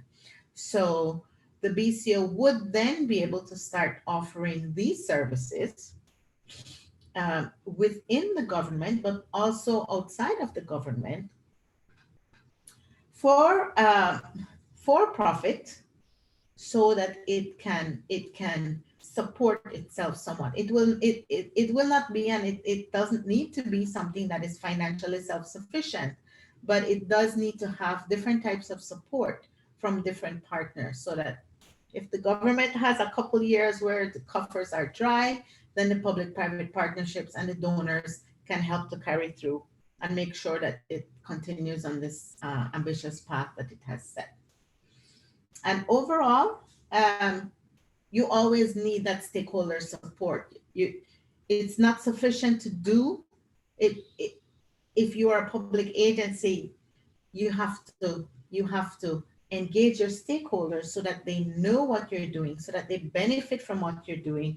And I know, for example, that the media now, as a stakeholder, uses the BCO information a lot, and they know that you can go to the BCO and get information, specific information products if you need them. The NGOs, the donor agencies, the UN agencies, if you read their reports now, they put the BCO as a source for so much of their information. So that kind of stakeholder support creates a constituency that then will insist that we need to have this service, and the service needs to continue to grow. So those are the key elements of the strategic action plan. And it's a beautiful read. I encourage you to read it. I don't think it's more than 100 pages, is it, Adele? So, yeah, thank you very much for the opportunity to be a part of this end of year celebration, and also to be a part of such a successful venture as the BCO. Thank you too, Miss Mary. Thank you for all your hard work and, for helping us to see the bigger picture. I think oftentimes when we embark on such exercises, we kind of limit ourselves in terms of, okay, where we're going to go with this, but your vision looked beyond those limitations, even amidst COVID.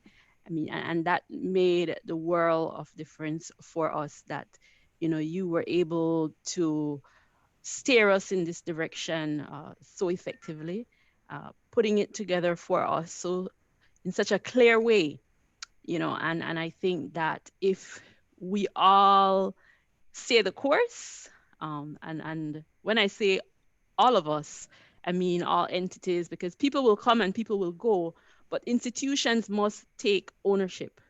Institutions must take ownership. We must not let things die when people leave, and that is why too, I think a part of the vision is for there to be these formal agreements in place that will transcend anybody's individual tenure, where institutions will remain committed to the cause. And I think that's so very, very vital. I want to invite, I'm going to put you on the spot, Colonel Lovell, if you want to share a few words, given what you've heard and of course, your experience, before I get into the crime statistics. Adele,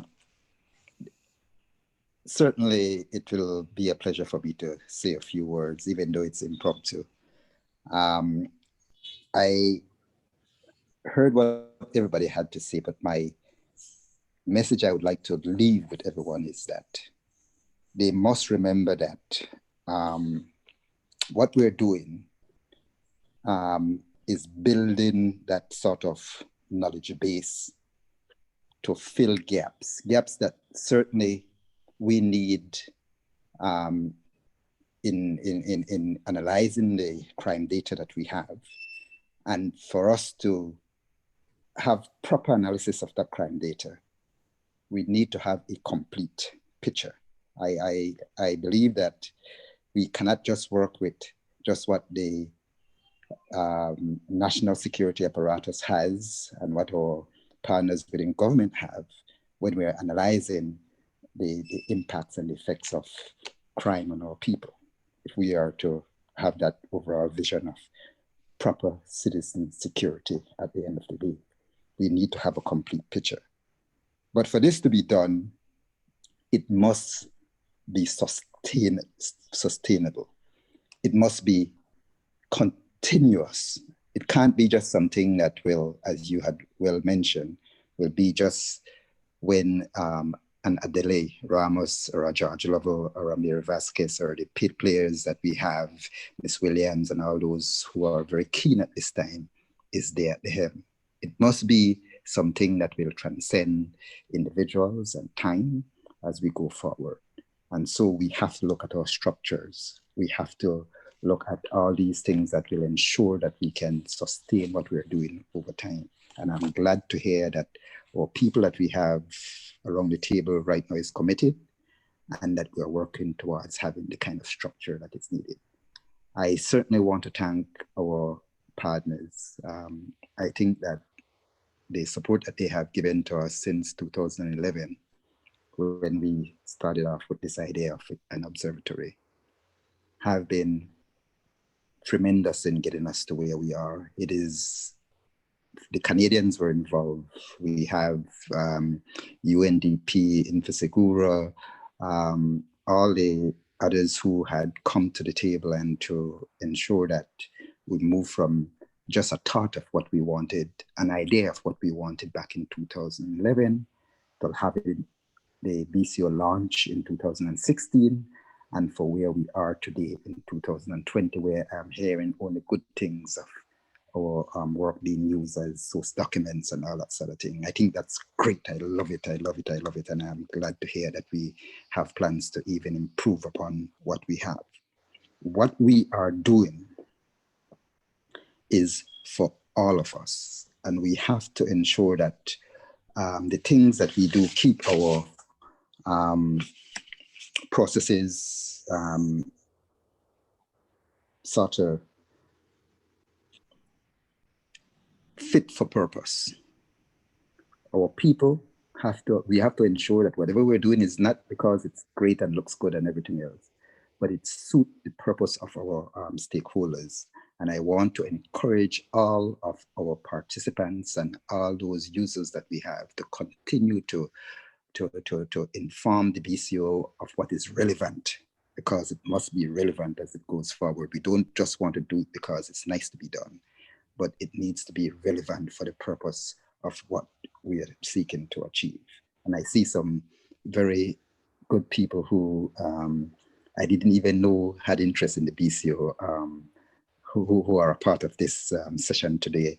And I'm so glad to see them on board.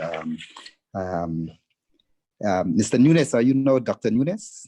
Because you have been working on that for some time, Greg Nunes. And so I'm glad to see that he is also a part of this. And we have our international partners who are certainly engaged with us. And I sincerely want to thank each and every one of you all from the bottom of my hand. Thank you. And I hope that was brief enough. Thank you so much. There's this thing about leaving a legacy when you depart an institution. What legacy are you going to leave? And I have to say, thanks to Colonel Lovell for leaving a tremendous legacy. I can tell you personally that before he exited the ministry, heart and soul, he ensured that he did what he had to do his part so that there would be an effective transition amid the change of administration. I also want to recognize Total Business Solutions Limited. We talk a lot about our governmental partners and our, our stakeholders from the donor community. But I think that Total Business Solutions represents a bridge to us fostering that vision for public-private partnerships. Total Business Solutions is the Belize distributor of Ezra, which is or GIS platform, right? So Ezra provides through the Ministry of Finance, through the Central Information Technology Office, these resources where we can generate maps and do spatial analysis. They also support us with training, and we had a training series earlier this year for the first time in a virtual space, but excellent. I mean, excellent work with the training. So I'd like to commend them publicly for having been there with us, for supporting us to get to the point where now we can integrate GIS into the SIMS, and also for supporting us on a very personal and individual level. And I think that this relationship that we have with TBSL, like I said, will represent a vital bridge for us building out our public-private partnerships. I also want to acknowledge our other multilateral partners, OAS and IDB, and to thank the OAS publicly for adding the Belize Crime Observatory to the Inter-American Crime Observatories. And we were just added recently after I attended a session and I saw Belize not on the map, and that always freaked me out when I said Belize not on the map. So I asked them, what we needed to do, and we had to fill out the registration form, and instantly they added us to the map. And so that's another milestone for us as we continue to build and strengthen our partnerships. Now, I know I've well exceeded my time, but we did promise to share with you some crime statistics. So for those of you who have not been to our website or seen the calendar, this is just an overview, and we're focusing on the major crimes. These are 5 categories of crimes: burglary, robbery, murder, theft, unlawful sexual intercourse, and rape. And we see where, for all categories, there's been a decline for the period January to November 2020 relative to the same period last year. So overall, major crimes are down 30%. In terms of where we were last year, we also saw a decline in major crimes last year for the similar period. However, the decline that we've seen this year is far more substantial. So last year's decline was 8%. This year's decline is 30%. And a lot of that had to do with, of course, what has changed on the ground. So we've had a lot of heavy policing on the ground, particularly in the context of enforcing COVID-19 measures, but also targeted interventions by the police department to address gang violence, gang crimes. And this was in advance of us even recording our first case of COVID-19 in Belize, and that's been sustained over much of the period. So those interventions actually account for this major decline in major crimes, and particularly where we saw murders now being down by 21% for that period. So the biggest decline, of course, is in the Belize district area, but we see where, for example, in the case of Corozal and Stan Creek, there's been an increase. For Toledo, it's on par with where it was for the same period last year. So when we look at the sex dimension, male, females, about 9 in 10 of murder victims continue to be males. Now, given where we are with the numbers, we are projecting that the murder rate for Belize will be at around 25 per 100,000, and this would be the lowest rate we've seen since 2013. But if we look at the regional picture, it's not just Belize that has been seeing a decline. There are other countries. So the Infosegura countries, for example, Guatemala, Honduras, Costa Rica, El Salvador, they've also been seeing a decline there. And our biggest percentage decline has been recorded in El Salvador, followed by Guatemala, then Belize, then Honduras, then Costa Rica. So when we look at the autopsies of all homicides, now these include the murders, we see where, in terms of the percentage of the autopsies that were done for homicides in November 2019, there were 16%. And for the same period in 2020, 34% of those autopsies that were conducted by the National Forensic Science Service were on homicide victims. And that is substantial, because we saw a period where it was like the murders, just declined so substantially. And then there was an uptick. So again, we have to watch these dynamics because it points to the big question of whether the actions that we're taking are really making that kind of impact that we want. Are they, you know, are they measures that will have a sustained impact over time? And so that is why it's so critical for us to have these kinds of analytics, that will show decision makers that, you did this, yes, it had that impact. Was the impact sustained? And where we may need to look at other measures to complement those very effective measures so that the impacts can be sustained. Now, for quite a long time, homicides have been among the top leading killers in Belize, right? And we see where for every district, homicides have ranked among the top 10 killers in Belize. And if we look, for example, at where we were in 2010 versus where we were in 2019, you see assault homicides, it's ranked more or less like fifth among the leading causes of death. Heart disease is still the leading killer in Belize, but homicides rank way up there. And I put COVID-19 there because I think we are well over 200 COVID-related deaths right now. And so this information is usually compiled early in the year, and so we wouldn't have figures for 2020 yet. But based on the way things are going, we could very well see COVID-19 being listed there among the leading causes of death.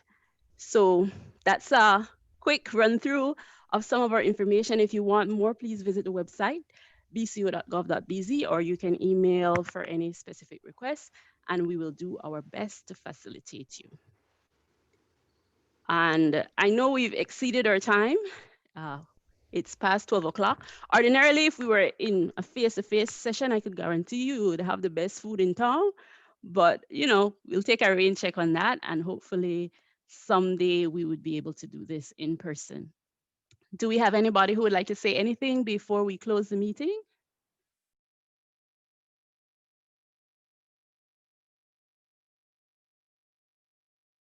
Adele, I just want to again thank you and Mary and everyone who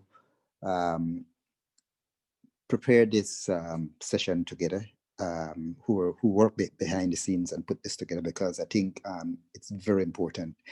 It would be nice whenever we have another go at something like this, if we can get our partners from the judiciary very much involved, because I think they play a key role, and I'm looking forward to the work that we certainly will do with migration as we go forward.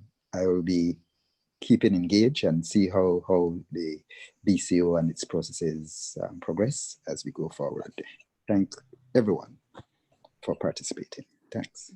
Thank you too. Good afternoon. Good afternoon. Hi. Hi, Adele. Hi, colleagues. Thanks again, Eldred Neil here, Drug Council. Interesting information. I know a few folks had asked permission to have recorded it. I trust that you have recorded as well, Adele. And yes, I did. Great. I knew you would have, and I'll be sitting awaiting it via my email. Thank you already. You're most welcome.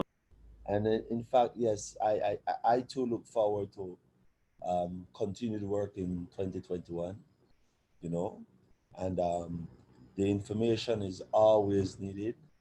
And in fact, I truly look forward to interacting a lot more with the Belize Crime Observatory and the data that they put forth. It's where the country needs to go. We need to start making decisions based on data rather than on emotion and who thinks it or who comes up with it, But thanks so much for the invite again and for keeping us in the loop. And I truly look forward to any other work that you have as time progresses. So to all from my house and my work, to all of you, healthy 2021. All right? Same to you, Mr. Neil. And we do have some unfinished business from the gender training, right, Miss Cynthia? Oh, We do have some unfinished business. I made that suggest. We've not done it as yet. No, we'll get there. All right. Yeah. Okay. Thanks again. All right. Anybody else?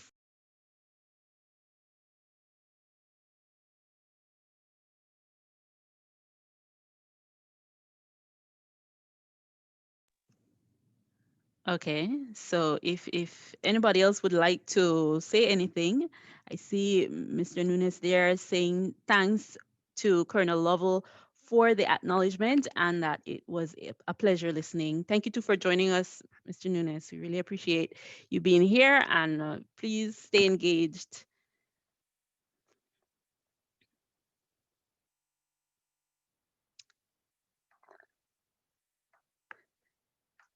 Does anybody from the media have any questions or any? Now is your time.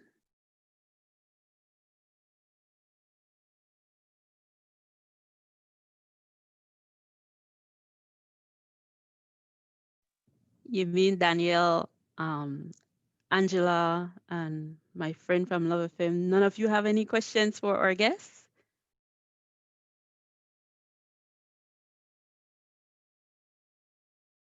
Southern Belize Media.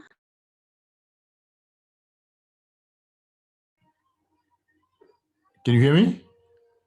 Yes, I can hear you. Yeah, interesting conversation. Corey Lavelle, I remember you from my time in the Belize Defense Force. And Adele, thank you for inviting me to the Zoom. It's a high-powered group of people informing us, and I will use this information to plot our policies towards managing the municipality of Dangriga. And I will further use this information to educate my staff on Southern Belize Media on how to craft our message in informing the public about what the Belize Crime Observatory is doing for the nation. Thanks again, Adele. Most welcome. And Mr. Derek Velasquez is the mayoral candidate for the People's United Party in Dangriga, and he's also the owner of Southern Belize Media.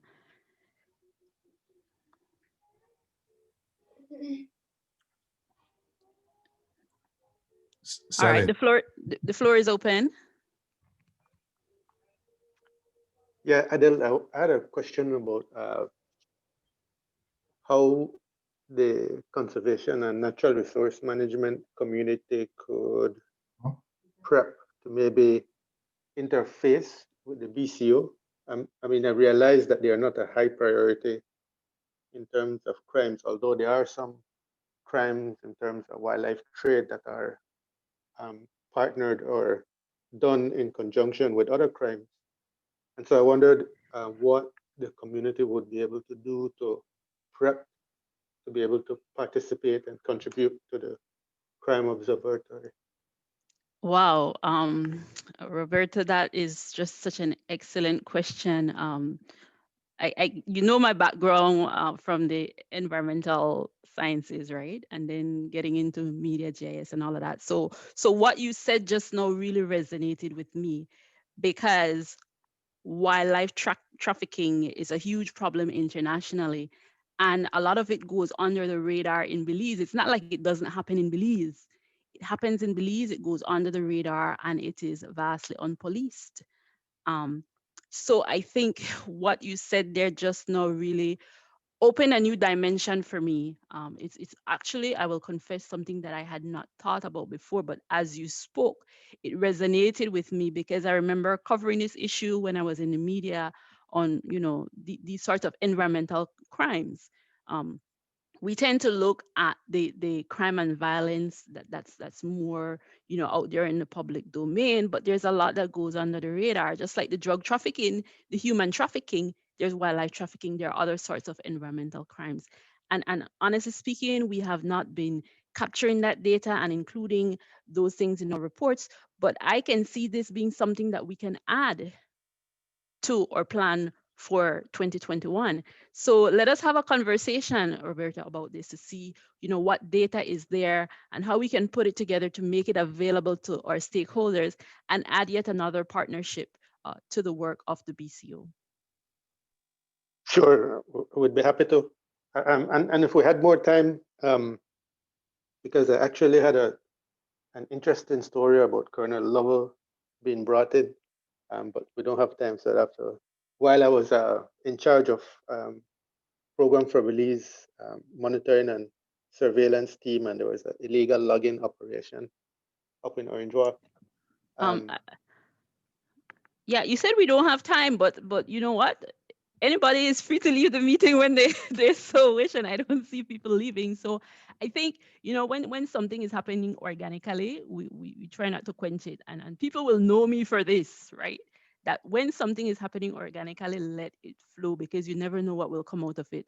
So I will say, go ahead and share your experience, because it may just be a teachable moment for all of us.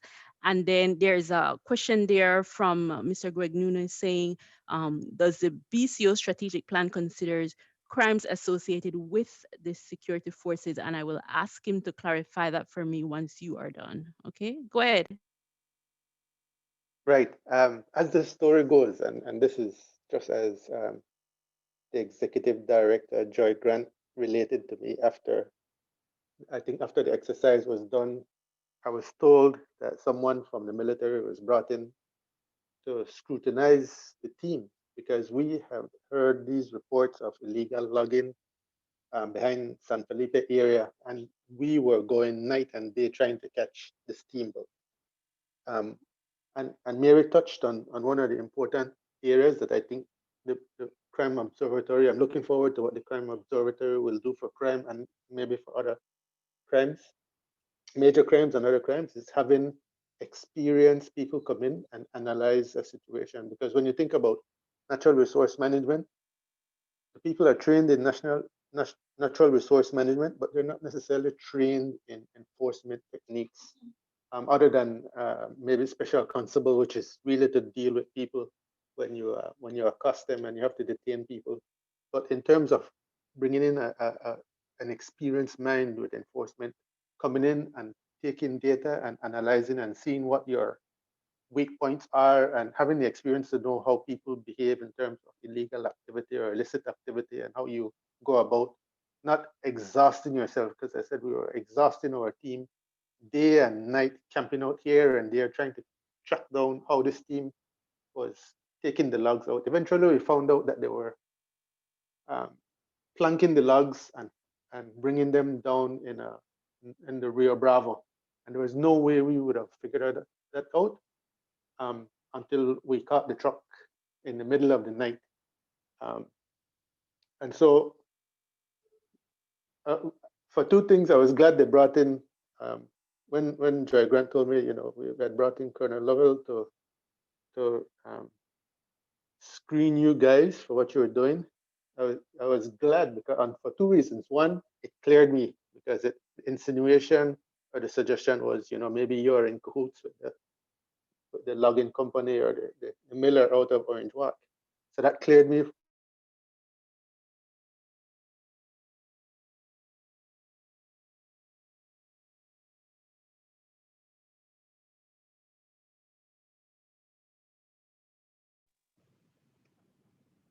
Yes, Roberto, am I the only one not hearing you?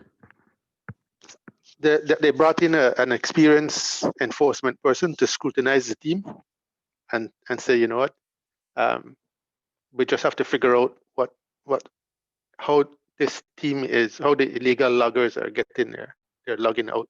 So I'm looking forward to how the observatory will not, and I think Mary suggested consulting expertise for like the communication, the expertise in terms of visualization, but I think hopefully it will also include the team in terms of enforcement, being able to look at data and say, you know what, these trends are a suggestion of this particular approach to illicit activities, so that you could guide your enforcement team and not exhaust manpower or people power and resources. Yes, thank you. Very much look forward to adding that dimension. I want to invite Mr. Nunes, if you can unmute your mic and pitch your question and clarify it for us a little bit.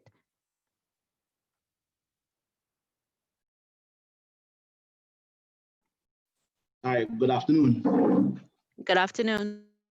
That was the question really emerged out of curiosity, as if whether the BCO has considered perhaps specifically measuring or capturing data related to crimes attributed to members of the police force or members of the police defense force or any of the other security forces when they are criminally charged as a member of those forces. For example, not too long ago, I believe a member of the police department was charged for selling or processing illegal gun licenses. So that criminal charge seems to be very specific to the role that the person has. So I was just wondering if that has been a consideration. Yes, it has been a consideration, although it is not something that is currently being done at the time. We do see the need for it. And you are very right there in terms of looking at whether people are using their positions within the security forces to support and to enable crime in the wider community. And I think it is so very critical. Definitely a key gap there is looking at things across the entire continuum of justice, because it's one thing to be accused, it's another thing to be convicted, or to be found guilty of an accusation.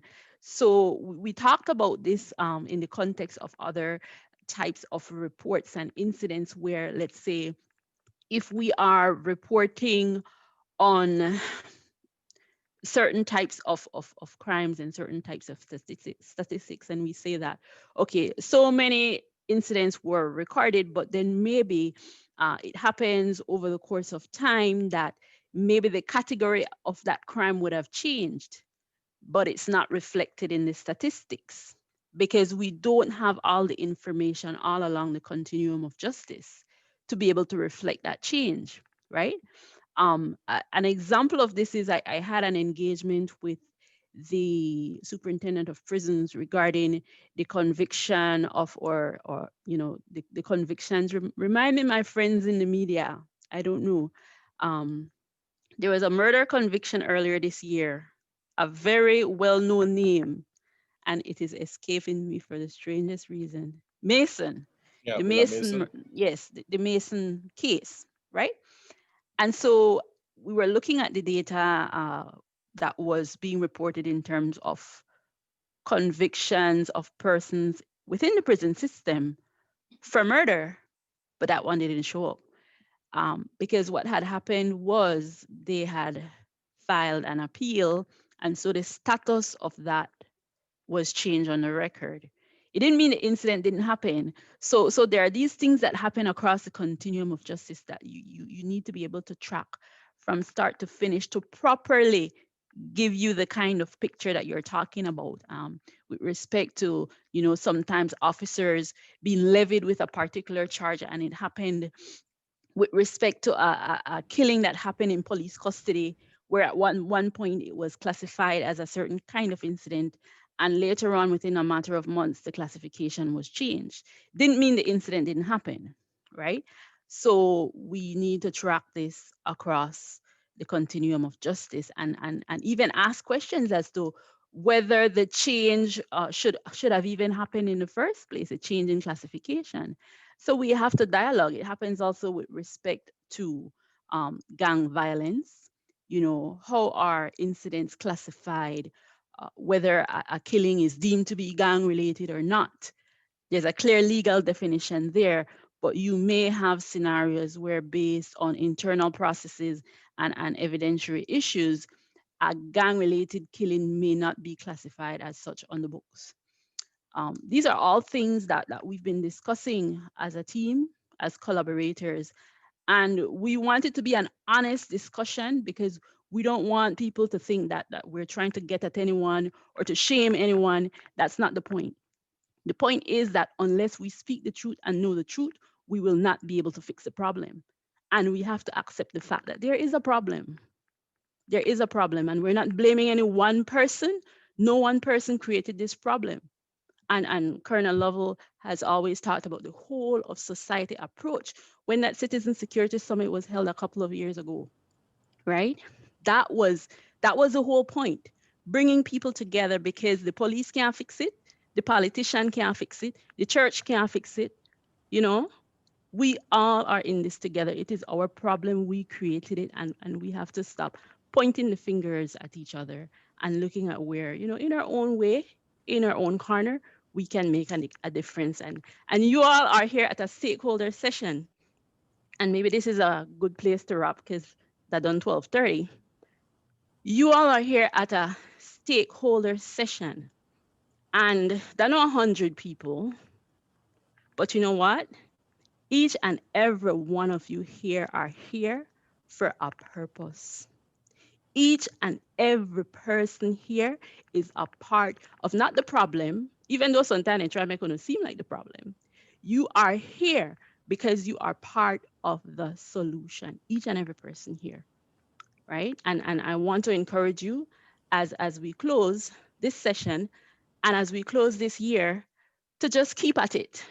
Sometimes we get tired, sometimes we might get disillusioned, sometimes we might get frustrated. Sometimes we might really want to shake up some people who, seem like they're just asleep. But you know what? Keep at it. Keep at it with diligence. Keep at it with passion and pride, and do what you do in an honorable way, and the results will come. And I say this to each and every one of you because I think I personally know probably all of you here on this platform that, you know, this is a struggle for us as a people. Um, and it's a struggle that we have to keep at for future generations, because I always go back to, when I used to first travel, and we boast about Belize, right? We boast about Belize, and we can still boast about Belize. There's a lot to boast about. But one of the things that we used to boast about Belize is this is a tranquil haven of democracy. And you know what? Most of Belize is still a tranquil haven of democracy. The problem isn't everywhere. And that is why the spatial analytics is important. The problem is not everywhere. And we know where those problem spots are. And we cannot hide our heads in the sand about them. We know where the problems are. But passing the buck and saying, that the police problem for fix it is not going to solve it. And that is why when you look at that whole picture, with the sustainability model and all the players and all the stakeholders that are a part of this, we can make it happen. And you know what? COVID might have been devastating on the world, but COVID has come with opportunities because technology is king, and we realize how technology is king. And you know what? We have a lot of resources that have been paid for already. We have a lot of free resources that we can have access to. And that is how we are going to then make the change that we need. We have to capitalize on this technology that exists, that's already bought and paid for if it's not already free. I'm telling you, Belize is blessed.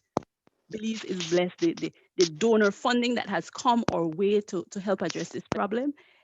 I would say that we really don't have an excuse. We really don't have an excuse. It's on us. It's on us now to use everything that we have. But the people who are the movers and shakers have to take more responsibility. They have to have the will, just like you all have the will to make that change that is needed. And I want to encourage you, like I said, when the discouraging times come, keep at it. Because I've had my moments too in 2020, right? I've had my moments and I kept at it, and I'm grateful and I'm thankful to all of you, and to even the persons who have not been able to join us here today, because there are so many others who have been a part of this, collaboration. And even though they're not here, I want to also extend my heartfelt gratitude to every single person who has helped to bring us to this milestone and who will continue to carry us forward. And with that, thank you. I'm sorry I can't serve on no rice and beans. If I could, I would. But whatever you're having in your corner, do enjoy it and enjoy the rest of your day. Thanks, everyone. Have a good afternoon, everybody. Thank you. Safe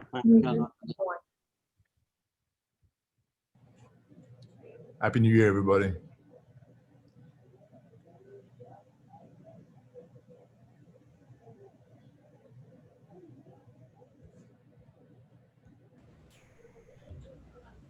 Happy New Year and thanks, everyone.